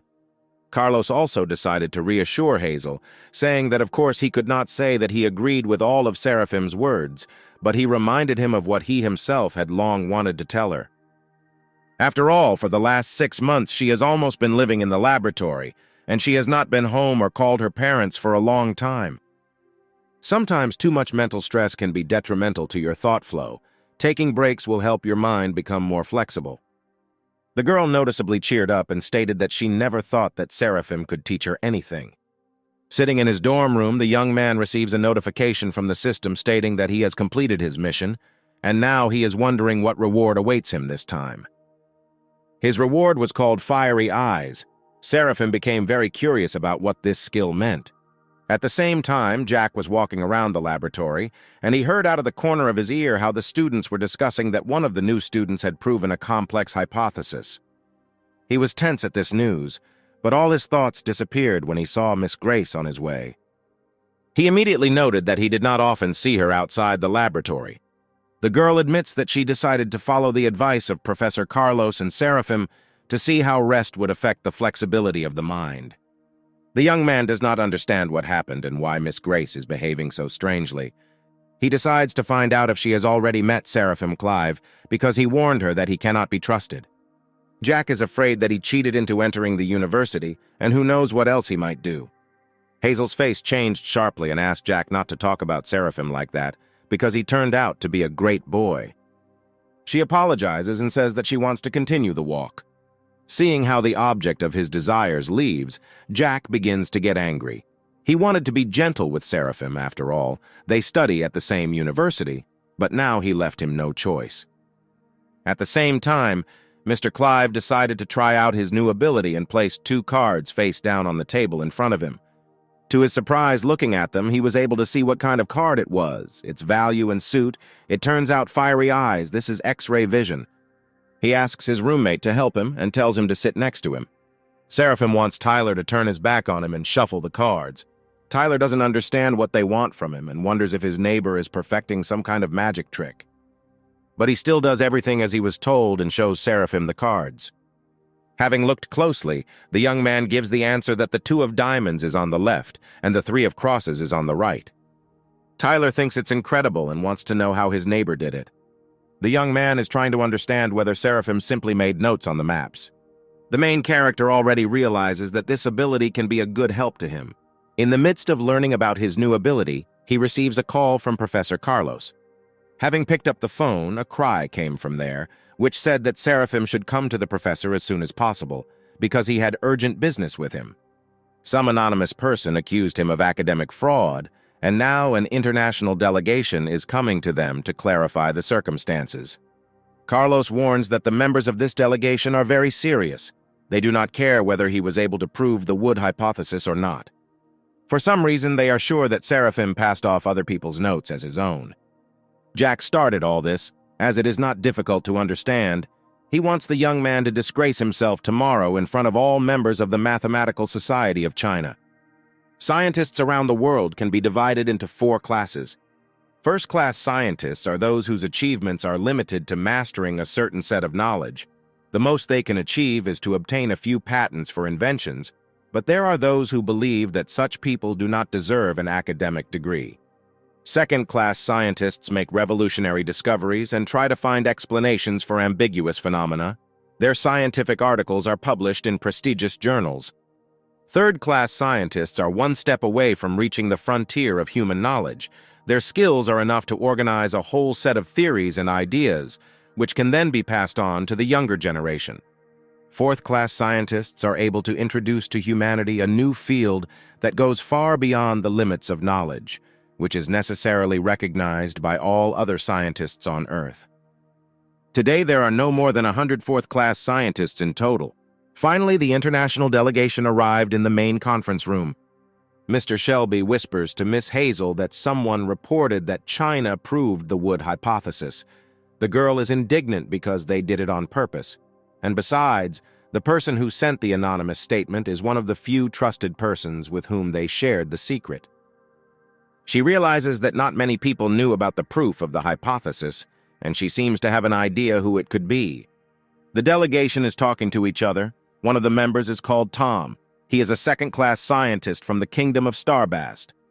A third-grade scholar named Mott from the Sakura Kingdom talks to him.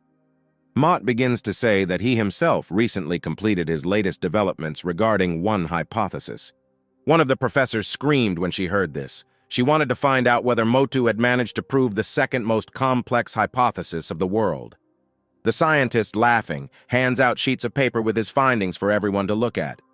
Tom finds his colleague's progress encouraging and says he thinks it will take him a week to complete the hypothesis. Mott claps his hands to get everyone's attention and declares that he has a great idea on how to make their meeting even more effective. As everyone present looks at that boy named Seraphim Clive, look at his notes and try to carry them to their logical conclusion within 2 hours.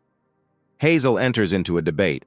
She does not understand what this madman is talking about, because this is a completely different hypothesis that requires a different solution.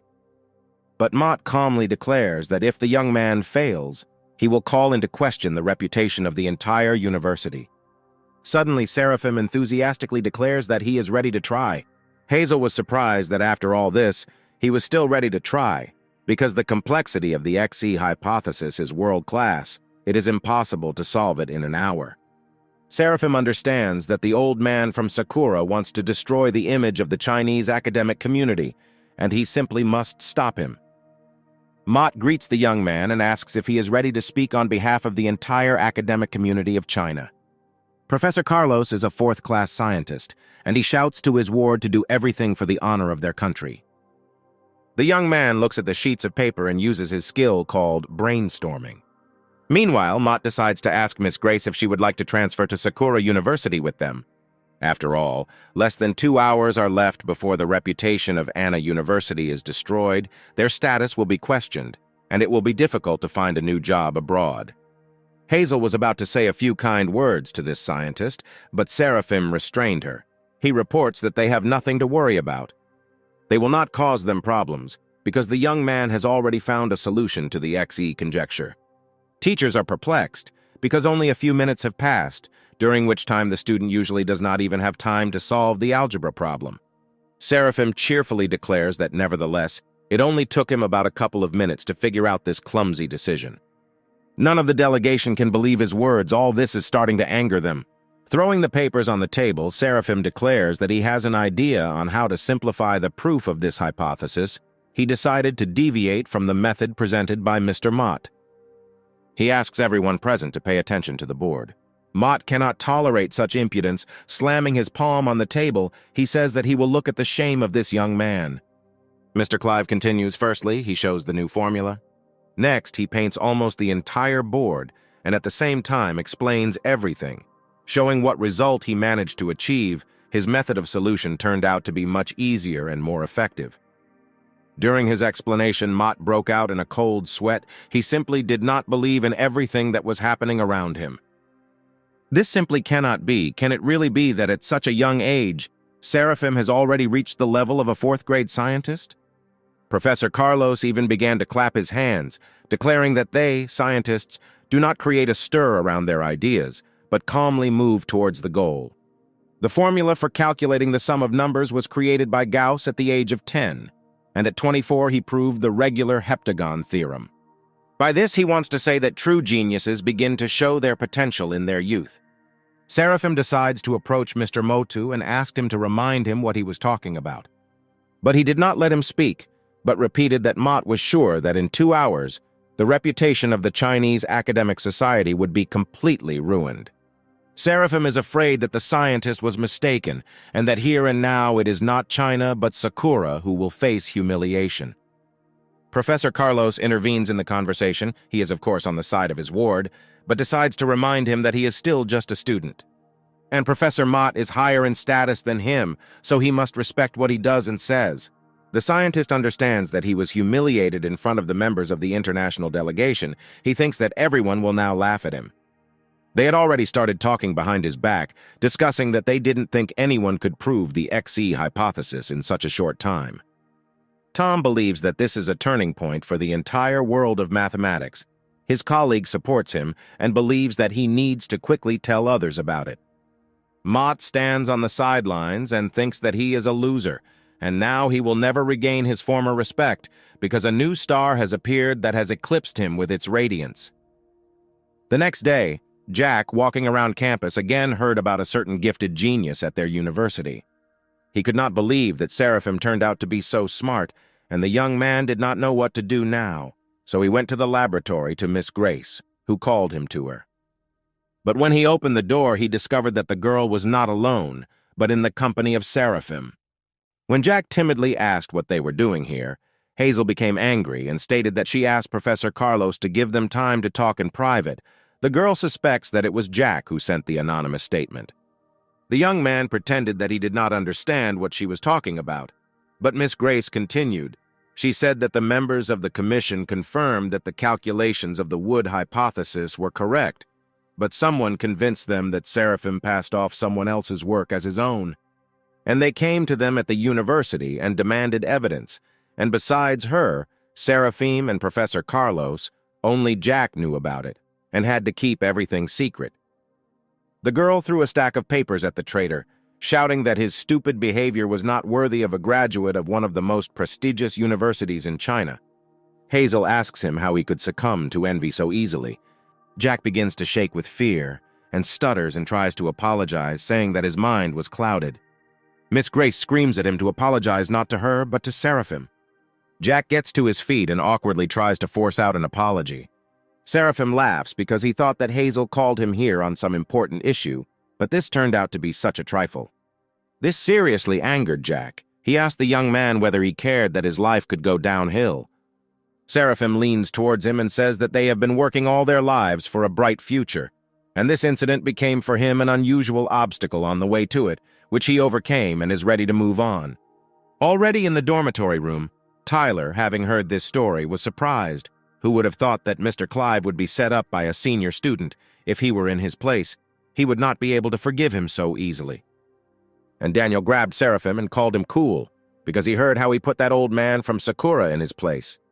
Tyler declares that from now on, their boss is a university celebrity, which means that in order to get a girl together, all he has to do is say that he lives in the same room with Seraphim. But the main character doesn't like the speech, so he decides to ask if they plan to drive him crazy. Daniel calms him down and explains that he is only saying this because he really thinks so. Seraphim offers to forget all this, and he will treat them to dinner if only they all leave him behind because he just received the prize money. Seeing a silent question in the eyes of his neighbors, he explains that this money came to him for proving the wood hypothesis, and this is an amount in the form of a family or 8 noble sum. His neighbors, having heard about this, could not get enough of how lucky they were with their roommate. Seraphim decided to find out where another of their comrades, Philip, had gone. Daniel heard that he went to play basketball because today is a tryout game with the team from Taekock University. Seraphim admits that he didn't even know that Philip had already been accepted into the team. Tyler reports that this also came as a surprise to them. It turns out that he is not only smart, but also good at sports. Besides, he's also a great guy from a rich family, but Tyler still thinks that their boss is still 100 times cooler. Seraphim decides that it's better for them to go and watch the game, because whether it's a trial or not, the competitive spirit has not been canceled. A fight had already broken out on the basketball court. Philip blocked the opponent's ball and, having taken it away, moved towards the opponent's hoop. His efforts were not in vain. On the first try, he scores into the hoop. Seeing how their comrade carried out the attack brilliantly, Tyler decided to shout out words of encouragement to him. One of the cheerleaders heard this and turned around angrily and asked the guys what they forgot here, because Anna University students were sitting on the other side. The young people smile awkwardly and ask her for forgiveness for their mistake. Suddenly, the fans, taking a closer look at the young man's face, recognized him as Seraphim, the genius about whom everyone was talking, and this melted their hearts. They admit to the main character that they are his big fans. This delight was noticed not only by Seraphim, but also by the Anna University basketball team. The guys reacted sharply negatively to the fact that they weren't getting all the attention. But the game continues. The enemy tries to get around Philip, who blocks him. Suddenly, he hits the young man right in the solar plexus. Seraphim noticed this and began shouting that the enemy did this on purpose. A student from Taekock University states that without physical confrontation, there is nothing to do in basketball, or he can go on the court himself and show how it should be done. Seraphim approached Philip to lift him up, and one of the players was already shouting that the young man was not part of the reserve team, and this was against the rules. The bully believes that they don't have to follow the rules. This is a test game, and if Seraphim is not satisfied with something, then let him show it how it should be. Philip tries to tell his friend not to pay attention to this. But Seraphim decides that if they want to see wild basketball, then they will get it. He will show them real sportsmanship. The rivals are only happy with this outcome. They do not believe that the mathematical genius will be able to defeat them. Seraphim takes off his jacket and declares that he will score 100 points for his opponents. Opponents simply laugh at him, not understanding what 100 points he is talking about. But the player did not have time to come to his senses when the ball was already in Seraphim's hands. The team captain yells at the other players to stop the new guy. But Seraphim already knew that nothing would work out for his opponents. He literally, like an eagle, soared into the air above them to throw the ball. The entire Anna University rejoiced when the ball hit the basket, comrades shouting wishes to their boss. But the opposing team is not ready to give up. They must concentrate. But they were unsuccessful again. The ball seemed to be magnetic to Seraphim's hand and then hit the target. The current score is Taekock University 34 points and Anna University 39 points. The opposing captain is again trying to get everyone to play more aggressively and wants them to at least just block the young man. But Seraphim quickly noticed and analyzed their new type of attacks. He simply distracted the opponent and, without moving, threw the ball into the basket. The player admits to the captain that since the young man is too evasive, they cannot effectively block him. The enemy gets furious. He takes the ball himself and orders everyone to attack together because they need to score no matter what. But it was not to be. Seraphim knocked the ball out of his hand and, jumping up, immediately scored another point. The opponents no longer even understand what kind of ball it was. The captain orders from now on to simply avoid this scumbag. But they couldn't just bypass and score because Seraphim is not the only great player on the team. The Taekock University team again failed to carry out its powerful attack because Seraphim can hold off 3 of their players at once, and that leaves 2 against 4. The captain again makes a speech about how they have no right to lose and need to move into battle. But after a few more halves, they are already lying on the court exhausted. The score by this time was already 57 points for Taekock University and 159 points for Anna University.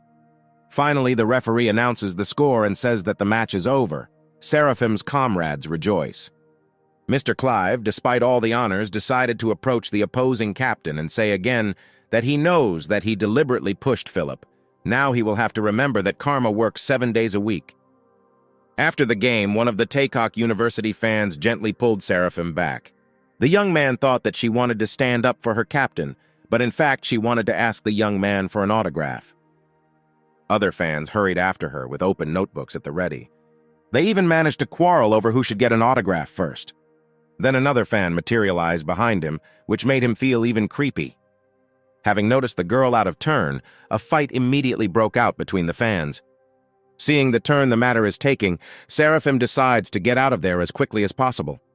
Gradually, the fame of the young genius spread faster and faster throughout Anna University, and all the locals were already trying to find his accounts on social networks. Seraphim woke up in the dormitory in the morning, woken up on his phone and discovered that there was an unimaginable number of subscribers on his page. Suddenly, a fairy appeared in the room and congratulated him on what he had achieved, noting his 20 million fans, and that the hidden task called the famous person had been completed. The creature noted that they had not seen each other for a long time, and she was glad to see the owner. The fairy did not expect that Seraphim would be able to complete the next task so easily. It seems she underestimated him. Thanks to this task, the young man comes to the conclusion that his fans can also carry out the tasks. From this, it turns out that there are missions, the success of which depends on the level of popularity. The system never ceases to amaze him. The fairy confirms this, because communication skills also need to be learned. Like everything else, this experience is undoubtedly important in the life of every person. Seraphim already regretted asking her about this, but he wants to further find out what reward he will receive for successfully completing the mission. The fairy appeared here to give him his reward. The creature was angry that Seraphim did not consider that this task had a teaching function. Therefore, the fairy decides to leave, leaving the young man alone to deal with everything himself. Left alone, Seraphim was a little sad, but decided that he could cope without her help. It turned out that the mission of a famous person has 2 phases, the first of which has already been completed, and the second is in progress. Seraphim has already realized that the number of fans plays an important role. He still cannot believe that they can really complete tasks. Flipping through the feed, the young man also comes across mentions of his name in connection with something called a Battle of Intellects. The Battle of Intellects is an international competition in which the best minds from more than 10 countries take part. China, the country of lighthouses, the country of cherry blossoms, the country of eagles, and the country of witches are fighting for first place in different fields of knowledge. In the last game, the winner was a contestant from the country of Mayakov, several steps ahead of his rivals. This time, China approached the selection of candidates less responsibly, but was only a few points behind. Such competitions do not show the true potential of an entire country, but the public does not think so. The country of lighthouses, which took first place, ridiculed China, thereby angering its people, and this time China demands revenge. At this point, Taylor finished her explanation about this show. She explains to Seraphim that the country has high hopes for him. Everyone thinks that he will be the one who can put the country of lighthouses in its place. The young man considers this another stupid show. He is already thinking that if he had known in advance that Liana had morning classes, he would not have come here. He tells Taylor that it's not worth worrying about and should just forget about it because he won't be participating. But first, the girl offers him something to watch. Seraphim picks up a tablet to watch the winner's interview, being completely confident that this will not convince him. The winner says that this time they will have only one goal, to retain the title of winner. The interviewer chuckles and says that there is talk that in China there is one brilliant boy who can compete with the country of lighthouses. The winner laughs and notes that she most likely means a student who received invitations from different universities at the same time. The participant shrugs and replies that he very much doubts that an 18-year-old boy will be a strong competitor to him. The interviewer replies that it is difficult to believe, but there is information that he disgraced the mathematician of the Sakura state. The man believes that these are all tricks of Asians, which are not worth falling for because they are mired in vanity. From the side of the country of lighthouses, real students will participate in the Battle of Intellects. China, in his opinion, expels those who have already graduated from the university. He even wants to bet that their vaunted genius won't even appear on the show, thereby showing his worthlessness. As soon as Seraphim finished watching, Taylor suggested that he stop commenting. Under the video, there were a lot of words about how China will not give up and they must definitely win. Seraphim at the same moment learned that he was able to complete the second phase. This time, the young man will not remain on the sidelines. He declares that he will take part in the battle of intellects. Very little time has passed, and the news is that Seraphim will take part and fight for the title of king in the battle of intellects. While Liana and Seraphim were walking through the park, they had already heard strangers talking on this topic several times. Miss Solis noticed that her betrothed is quite popular. Suddenly, her smile disappears from her face, and she admits that she is angry that he did not tell her that he would be taking part in international competitions. The young man was already seriously scared when Liana burst into laughter again and said that she was actually joking. However, she noticed that he had not only fans but also haters. Liana tells the guy to try hard, and he declares that they will definitely receive the cup of the king of the battle of intellects. The girl laughs again and they decide to continue their walk. It was a busy evening in the office of the team developing the Battle of Intellects show. One of the employees burst into the boss's office and said that they had lost their last sponsor. The boss thinks that this is outrageous, because what kind of trust can we talk about when they do this to them? The assistant wants to know what they should do now, since they have already spent too much money from the company's budget on television and radio broadcasting. The boss remembers a meeting a couple of weeks ago about investing funds and discussing where they would be spent. This becomes another headache for the boss. They have little time. He is not sure that they will be able to find a new sponsor. In addition, the loss in the Battle of Intellects led to attacks from haters from other countries. He is afraid that few will want to join the team this time. The assistant wants to tell the boss one more piece of news, and the boss asks him not to mumble. He reveals that Seraphim Clive has decided to join them in the upcoming competition. The boss doesn't quite share this joy, because he doesn't understand what use this boy is in their situation. Let's say he became one of the participants and can even make it to the international stage, but will he be able to beat all the participants from other countries and become the champion of the Battle of Intellects? Of course, he gained quite a lot of fame, but what does this give them? Their goal now is to increase ratings. The boss notes that this Seraphim is very famous, but what if he fails at the national stage? The head believes that now they need to worry more about how to move into the top programs and find sponsors, and it seems that they should reconsider the questions for casting. At the dorm, the roommates were already lined up to see Seraphim so that he could tell him how some example was solved. Tyler noticed that Daniel, as usual, distracts their boss from reading, but the young man explains this by saying that he just wants their friend to practice explaining tasks and feel confident on the show. Seraphim interrupts them. He told them that those responsible for developing the program called him and told him that he did not need to go through the casting and that he would automatically get into the first round. The guys are happy for him and believe that it was the director who appreciated his ability so highly. Daniel notices that Philip is strangely quiet and sitting in the corner of the room, so he asked what the young man was doing so hard. Philip replies that he is busy watching the most talked about news on the internet, and he, it seems, found out that their boss was the only one who was exempt from the casting. In addition, he reports that many anti-fans have appeared who want to put Seraphim in an awkward position. The main character slams the book shut and decides to repeat once again that there is no need to worry about him, because in the face of absolute talent, nothing matters. 3 days later, the debate of the king of the Battle of Intellects, the qualifying round, takes place. The charming presenter greets everyone, introduces herself as China, and announces the qualifying round is open. After passing the first audition, only 100 applicants among tens of thousands of applications were able to advance to this round. And today the final round of participant selection will await them. They prepared 100 stages so that their candidates could compete with each other. Contestants will answer questions simultaneously, but only the first 10 people who give the correct answer will receive points. Then the 10 participants with the best results will become real competitors. Later, they will represent their countries at an international tournament. China once again asks to welcome today's candidates, and everyone begins to applaud until the confetti stops flying from above. The tournament began, and the first question appears on the scoreboard. Tyler and Philip no longer understood anything. The picture was more like some kind of mosaic. Suddenly, Tyler noticed that many players were looking at the screen with their heads tilted strangely. Philip recalls hearing about a similar technique called 3-eye. With its help, you can superimpose several pictures on top of each other, and the different elements will immediately be highlighted.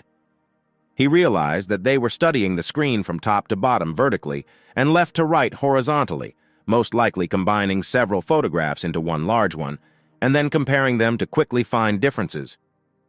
Tyler chuckles. Now it's clear, after all, only the first 10 people will be able to get points. And at that second, the comrade was seized with panic. What if Seraphim did not know how to use the 3-eye technique? An assistant ran into the technical room with the news. He brought the boss the hottest internet news. The headlines already said that the country's main genius, Seraphim Clive, could not even pass the qualifying round. The boss is pleased because he sees that many people are interested in this. And this means only one thing: they must take advantage of this farce to attract sponsors. The head carefully selected the questions for this round, and none of them are related to mathematics, because no matter how genius this Seraphim is, he cannot be so wasteful. China was surprised when only 10 seconds had passed, and the contestant named Seraphim was already ready to give his answer. But to everyone's surprise, the answer turns out to be correct, and the young man receives the first 10 points. The main character had no doubt about his victory in this task, since the reward for the last draw was the power of inspection, and its effects are simply amazing. Then the young man gave one correct answer after another, increasingly shocking the audience. The boss watched the game, and Seraphim, he didn't understand how this was possible. This guy is a mathematical genius. Isn't he the one who solves universally complex problems? If the young man wants to glorify his city, then he needs to concentrate. The man could not even believe that there were such comprehensive geniuses in the world. The assistant tries to tell the boss that things seem to be getting out of control, but the boss just yells at him to stop talking nonsense. The henchman hands the head the phone and asks him to look at the comments. On the internet, people mocked Seraphim and believed that the show had specially altered the questions for him. The boss loses his temper because he asked his assistant to hire professionals to stir up interest in the show and thereby attack Seraphim. In fact, the assistant found a fairly strong PR company. But what he failed to foresee was that within a couple of hours, the PR team had found quite a few subcontractors. The boss encouraged his employees to direct all their anger at a man named Seraphim Clive. The employee immediately decided to clarify what was wrong, because this guy doesn't seem so bad to him. But the head reminds him that the same employee worked as an anti-fan for 2 years, and he should already know what he's doing. As a result, a misunderstanding occurred, which led to mockery of the program team and insults to Seraphim.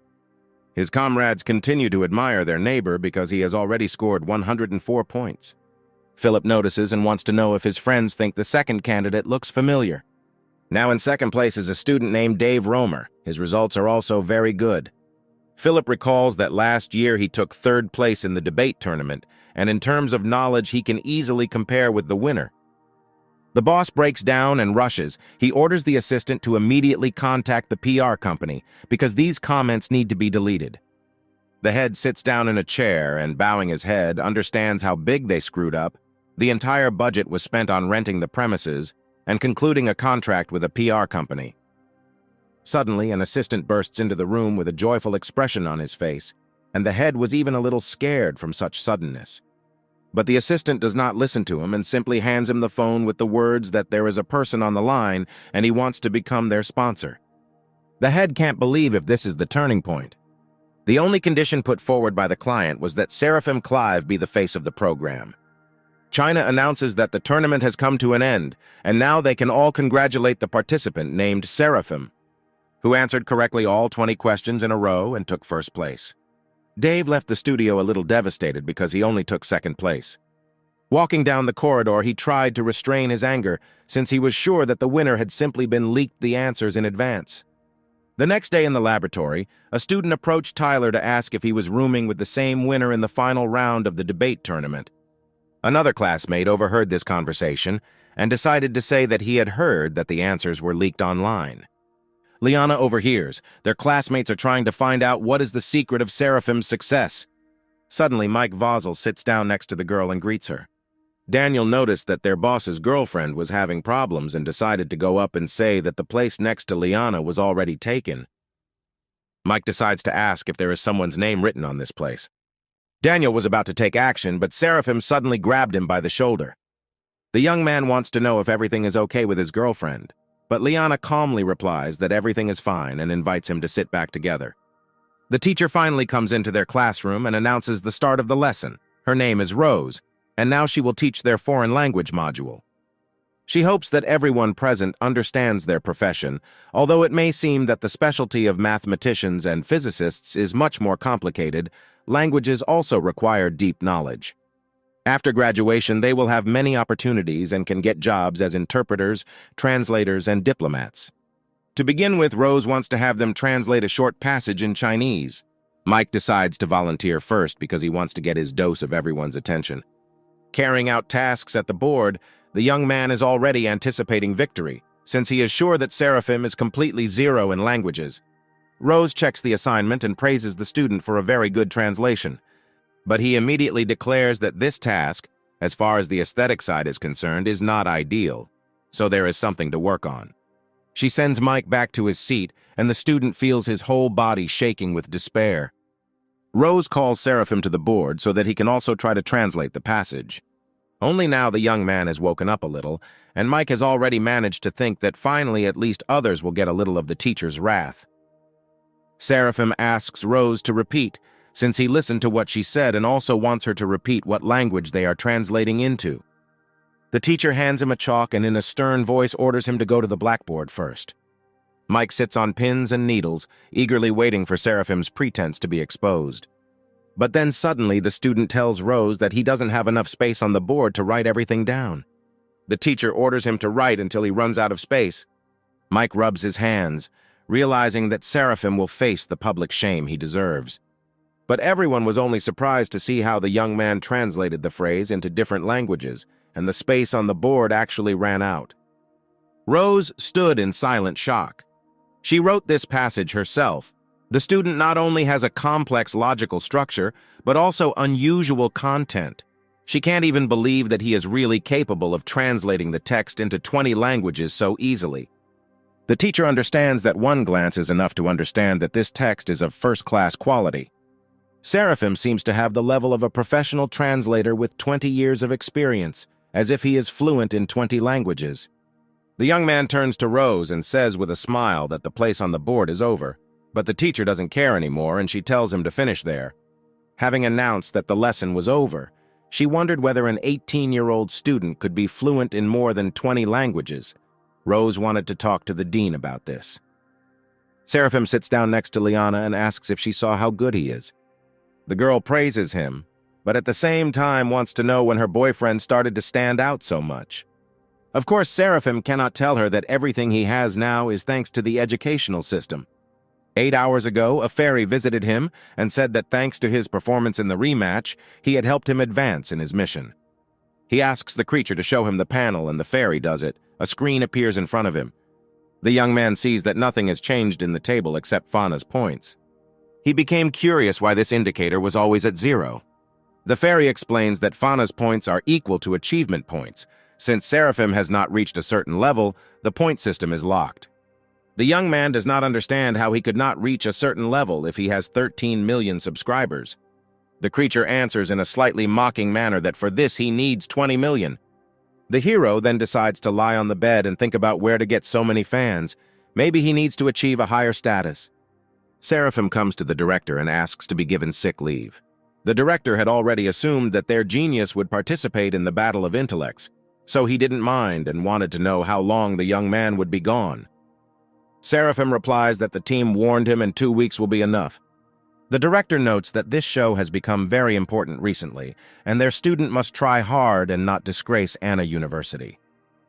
The main character asks him not to worry because if he participates in this tournament, he will certainly win. Meanwhile, in the office of the director of the television station, the head is considering the applicants, Seraphim and Dave. He knows that they are both first-class mathematicians and talented young people. The director of the TV show confirms this information, but Dave is known to be more interested in promoting himself on social networks. In the last tournament, he took third place, but many believe he was simply unlucky. The head admits that initially he wanted Dave to lead the team in the international tournament. But in the end, they chose Seraphim. The director subordinately praises him for his good work. But the director, sitting down in a chair, notes that he noticed that the internet is not calm now. The head supports his leader and replies that people nowadays send spam to everyone. People will always find something to argue about, especially with regard to fans of various television projects. Don't feed them bread, let them insult someone. The director tells the head of the program to keep a close eye on this and always be aware. And the most important thing to remember is that they have an entertaining program. You need to make sure that the opinion of the audience will be in their favor. The director also promised the employee that if he tries hard, a great future will await him. And finally, all the participants and the head of the TV channel gathered at a general meeting. The director announces that for the sake of the popularity of their show, they have decided that each participant will choose an individual challenge and immediately warns that repetitions are prohibited. One of the participants was dissatisfied with this task and believes that it is dishonest. The head also stated that they invited Professor Carlos from the University of Science and Technology. He would judge them and give a fair assessment. While everyone began to whisper about the professor, the director immediately decided to confirm that this is exactly who they were thinking about, and reminds them about the tasks that they can choose a difficulty from 1 to 10. As a result, the participants must receive the most objective assessment possible, of course. The head hopes that the guys will do everything possible after all. Even the average genius cannot perform the task at the 7th level of difficulty perfectly. The grumbling young man even seemed to calm down when he heard that Professor Carlos would be there. But suddenly he was pulled back. It turns out that the last person may be at a disadvantage. The director states that he gathered them all so that in the end they would choose the best project. Seraphim raises his hands and says that since he came last, he will choose from the remaining options. Hearing this, Dave decides to go first and draw a card. But the head is not very happy about this because Seraphim is the face of their program. Dave asks everyone present if they are okay with him taking this card. The head, seeing that the complexity of his card is 9, decides to clarify whether the young man is sure that he wants to keep this particular option, but the young man stands his ground. And finally, all the students drew their cards, and it was Seraphim's turn. The main character pulled out a card with the 10th level of difficulty. The task is that the subject examines 500 glasses, nominates a spectator, and chooses one of the glasses.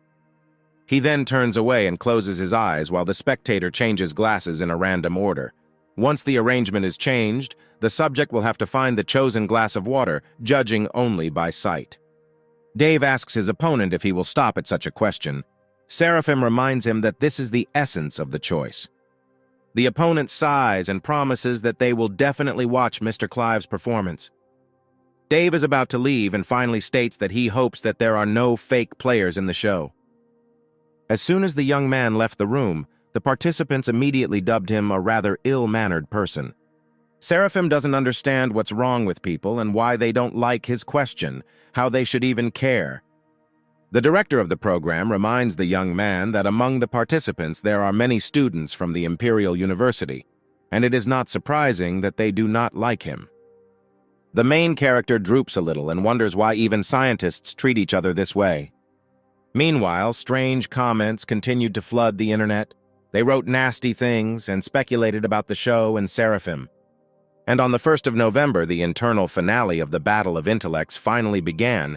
China, standing in the spotlight, greeted all the participants. Opening the national finals, she stated that they were honored to welcome Professor Sid, who would be judging the participants' performances. Sid is the youngest expert in the field of neuroresearch, and his works have been recognized by the scientific community not only at home, but throughout the world. The professor promises that science is the only criterion by which he will judge. The head of the channel, left alone with Seraphim, wanted to discuss preparations for choosing a viewer for the test, whether it would be necessary to do this in advance, or whether the young man could handle it himself. The young man does not understand why this is necessary, and the director begins to explain to him that he needs a trusted person, since he was not seriously planning to carry out this task alone. Seeing Seraphim laughing and sighing a little, the head can't believe that he really wants to do this alone. Mr. Clive states that if they want to rig the competition, he will simply leave. Now, looking at the live broadcast of the program, its director prayed that the young man would not let him down. Sid evaluates the performance of the first participant and says that it is worthy of 9 points, but taking into account the complexity, he can only give 54 points. China says that this result is not enough to make it into the top 5, but the contestant still deserves praise for his remarkable performance. She announces the next participant, and it is Dave, who has already participated in the Battle of Intellects more than once. The presenter turns to Professor Sid. Since many viewers have questions for him, the question is that facial recognition, whether only the eyes are involved in it. Sid responds that intelligence involves not only memory and calculation ability, but also visual processing skills and much more. Some people are able to recognize spatial distances faster than others. Other people can recognize the pitch of sounds faster, for example. The professor explains that these are all different types of mental abilities. As the competition progressed, Dave finally found the right face. Sid notes that taking into account the complexity, the young man's performance can be called ideal. For such a short execution time, he can give him 10 points. China announces that if the points are multiplied, Dave's current highest score is 95. The presenter announces the next contender. He turns out to be the winner of the qualifying round named Seraphim Clive. She is surprised by the complexity of his task. Sid replies that before he begins, he wants to express his surprise that someone chose this question, which he did not expect. This question was intended as a model for other tasks to establish the difficulty. China replies that first they need to choose a spectator who will help with the task. Finally, one of the spectators was chosen. He quickly walked onto the stage and stood next to Seraphim. At the second studio, while others are watching what is happening, the participant asks Dave why he proposed a viewer. Did he really want to put on a show with Seraphim in the title role?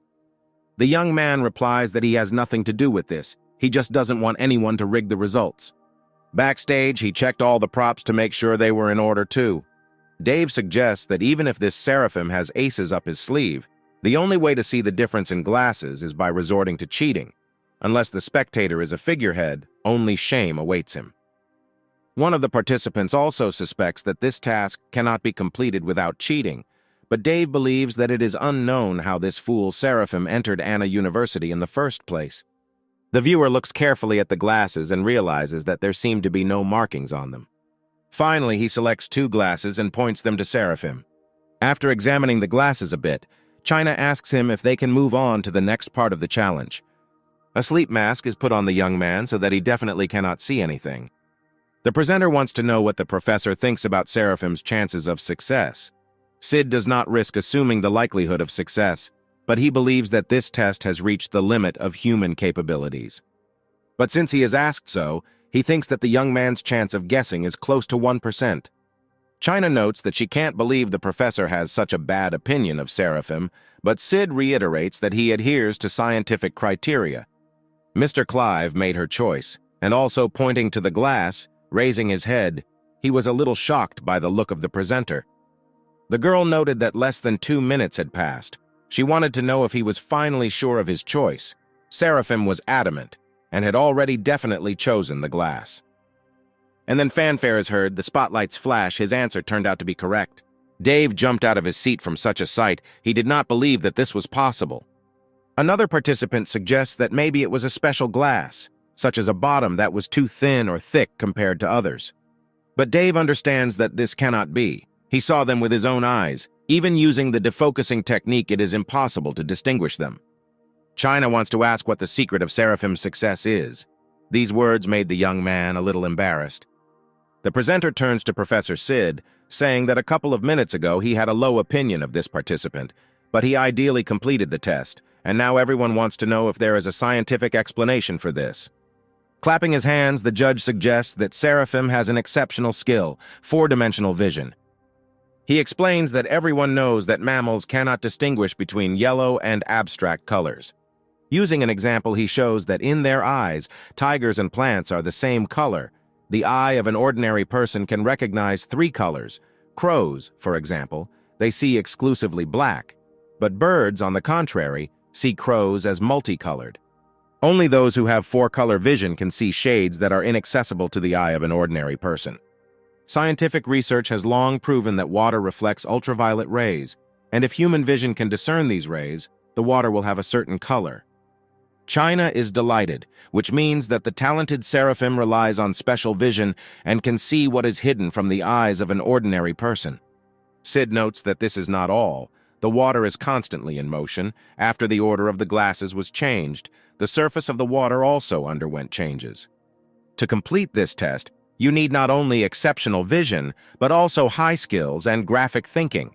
This is the only way to find the similarity of water patterns that have changed. Sid could not even imagine that this task could be completed to perfection. He reads that this is perhaps worthy of the title of winner of the Battle of Intellects tournament. The professor believes that the young man can rightfully be called the King of Intellect. At the same time, a foreign tournament of the Battle of Intellects was held. At the height of the show, William was informed that information had appeared that a strong rival had appeared in China. And it seems this genius got a perfect score for his microscopic identification of water. After conducting an analysis, their management came to the conclusion that this task could not be completed. William goes on a tirade about how these narrow-eyed monkeys can't seem to get rid of their inferiority complex and always make these false claims. And since they have decided to take such a step, William is afraid that Chinese representatives of the program will soon contact them. He assumes that this was all done to preserve his reputation. William decides that he will need to rip off as much money as possible from them and win the tournament. The assistant is wary that competitors might reveal something secret about them and start pursuing them, but William is not worried. But he is not worried because even if they dare to dig deeper and even use the money, this could be their own end. Moreover, if he loses to this amateur, the Chinese version of the program will cease to exist forever. William believes that this is the way of the world. Being weak is the worst sin. Only the strongest can survive. Coming out of the building, Seraphim didn't even really have time to understand anything when he was grabbed by the hand and dragged along. Only after a couple more seconds did the young man realize that he was being resolutely pulled along by Miss Hazel. Suddenly she stops and, turning her flushed face to him, asks if he is free because she has one request for him. Seraphim does not yet understand what she specifically wants from him. Miss Grace blushes even more and admits that this is a personal matter and she needs his help. The young man laughs and asks her to tell him everything. They are not strangers. Hazel gathers her strength and admits that her parents insisted that she go on a blind date. And she wants Seraphim to pretend to be her boyfriend. This request shocked the hero.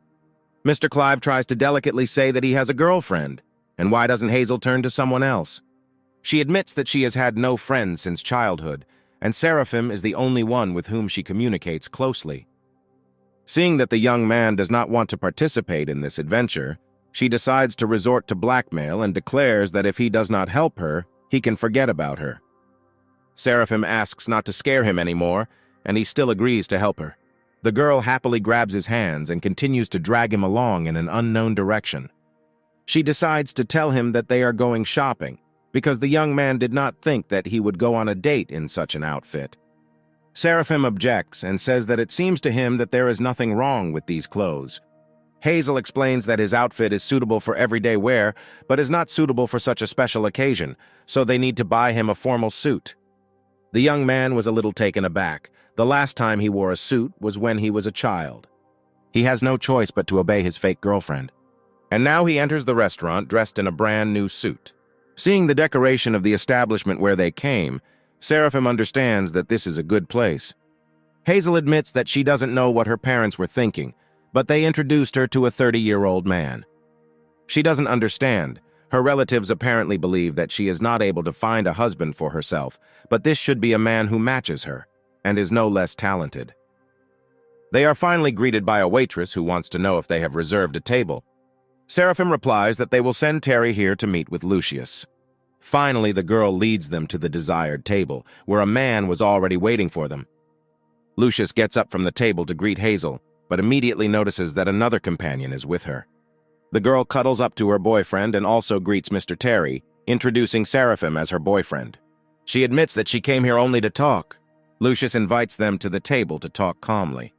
Hazel, meanwhile, asks Seraphim to bring another table, which was not originally designed for 3 people. The young man sits down at the table and notices the man's incredulous look. He probably doesn't believe that the young people are close. Lucius admits that he has no idea what Seraphim is doing. The hero immediately replied that he is a student from Anna University. The young man goes on the offensive, saying that he has a rich family, and declaring that he is prettier than Lucius, although they, of course, cannot compare in age. Seraphim wants to know how old his competitor turned this year. He assumes that he is 40. Mr. Terry chuckles in response and notes that the young man is also quite eloquent. Nervously hitting the table, he wants to know how Seraphim's family earns money. The hero doesn't understand why his family is being discussed here, or whether Lucius is so old that he still checks other people's accounts, or maybe he has some problems with his own. The man decides to ignore this and move on to the fact that he heard that Miss Grace does not have a man. Seraphim laughs. He calls Lucius a fool because the young man immediately said his reason for being here. He presses Hazel closer to him and declares that this is his woman, with whom he fell in love at first sight. Sooner or later their parents will find out about this, so he advises Lucius to stop courting Miss Grace. This infuriates the man. He gets up from the table, shouting that he will deal with Seraphim, if not now, later. As soon as Lucius disappeared from sight, the young man turned to Hazel and began to beg her forgiveness.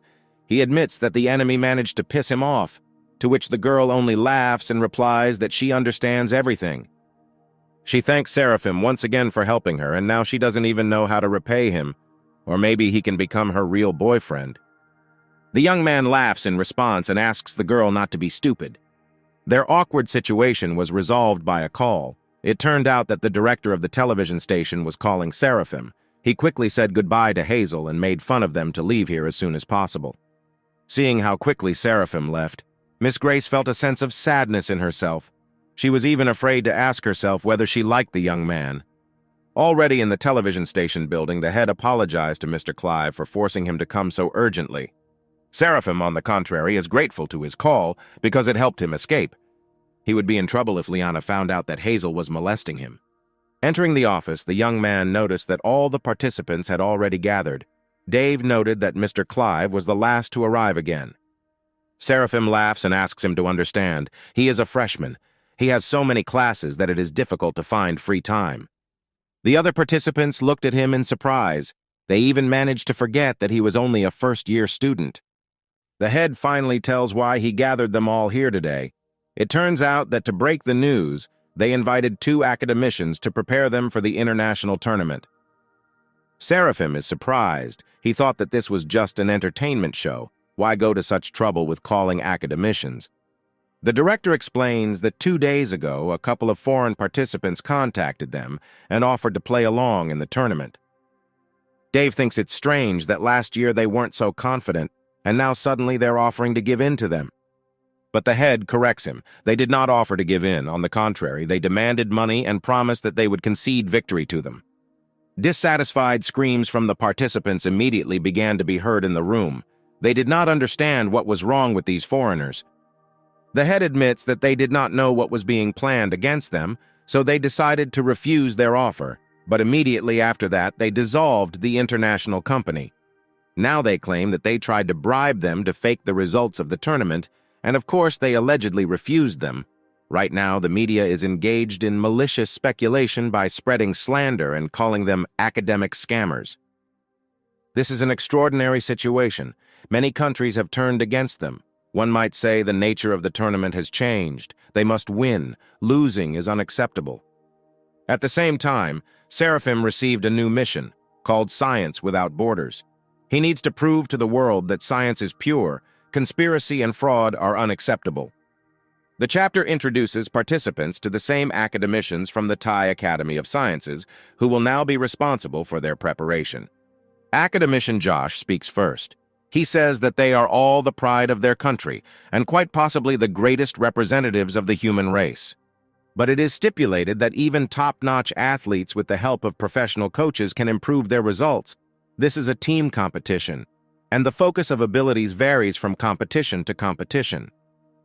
Therefore, he must test their abilities of memory, calculation, observation, as well as experience and intuition, after which they will determine the order in which they will perform. It will depend on the strength of each participant. The preparation will take them about a week, so he advises everyone to work hard and do everything possible to bring victory to their country. As soon as these speeches stopped, the participants decided that they were already free and went home.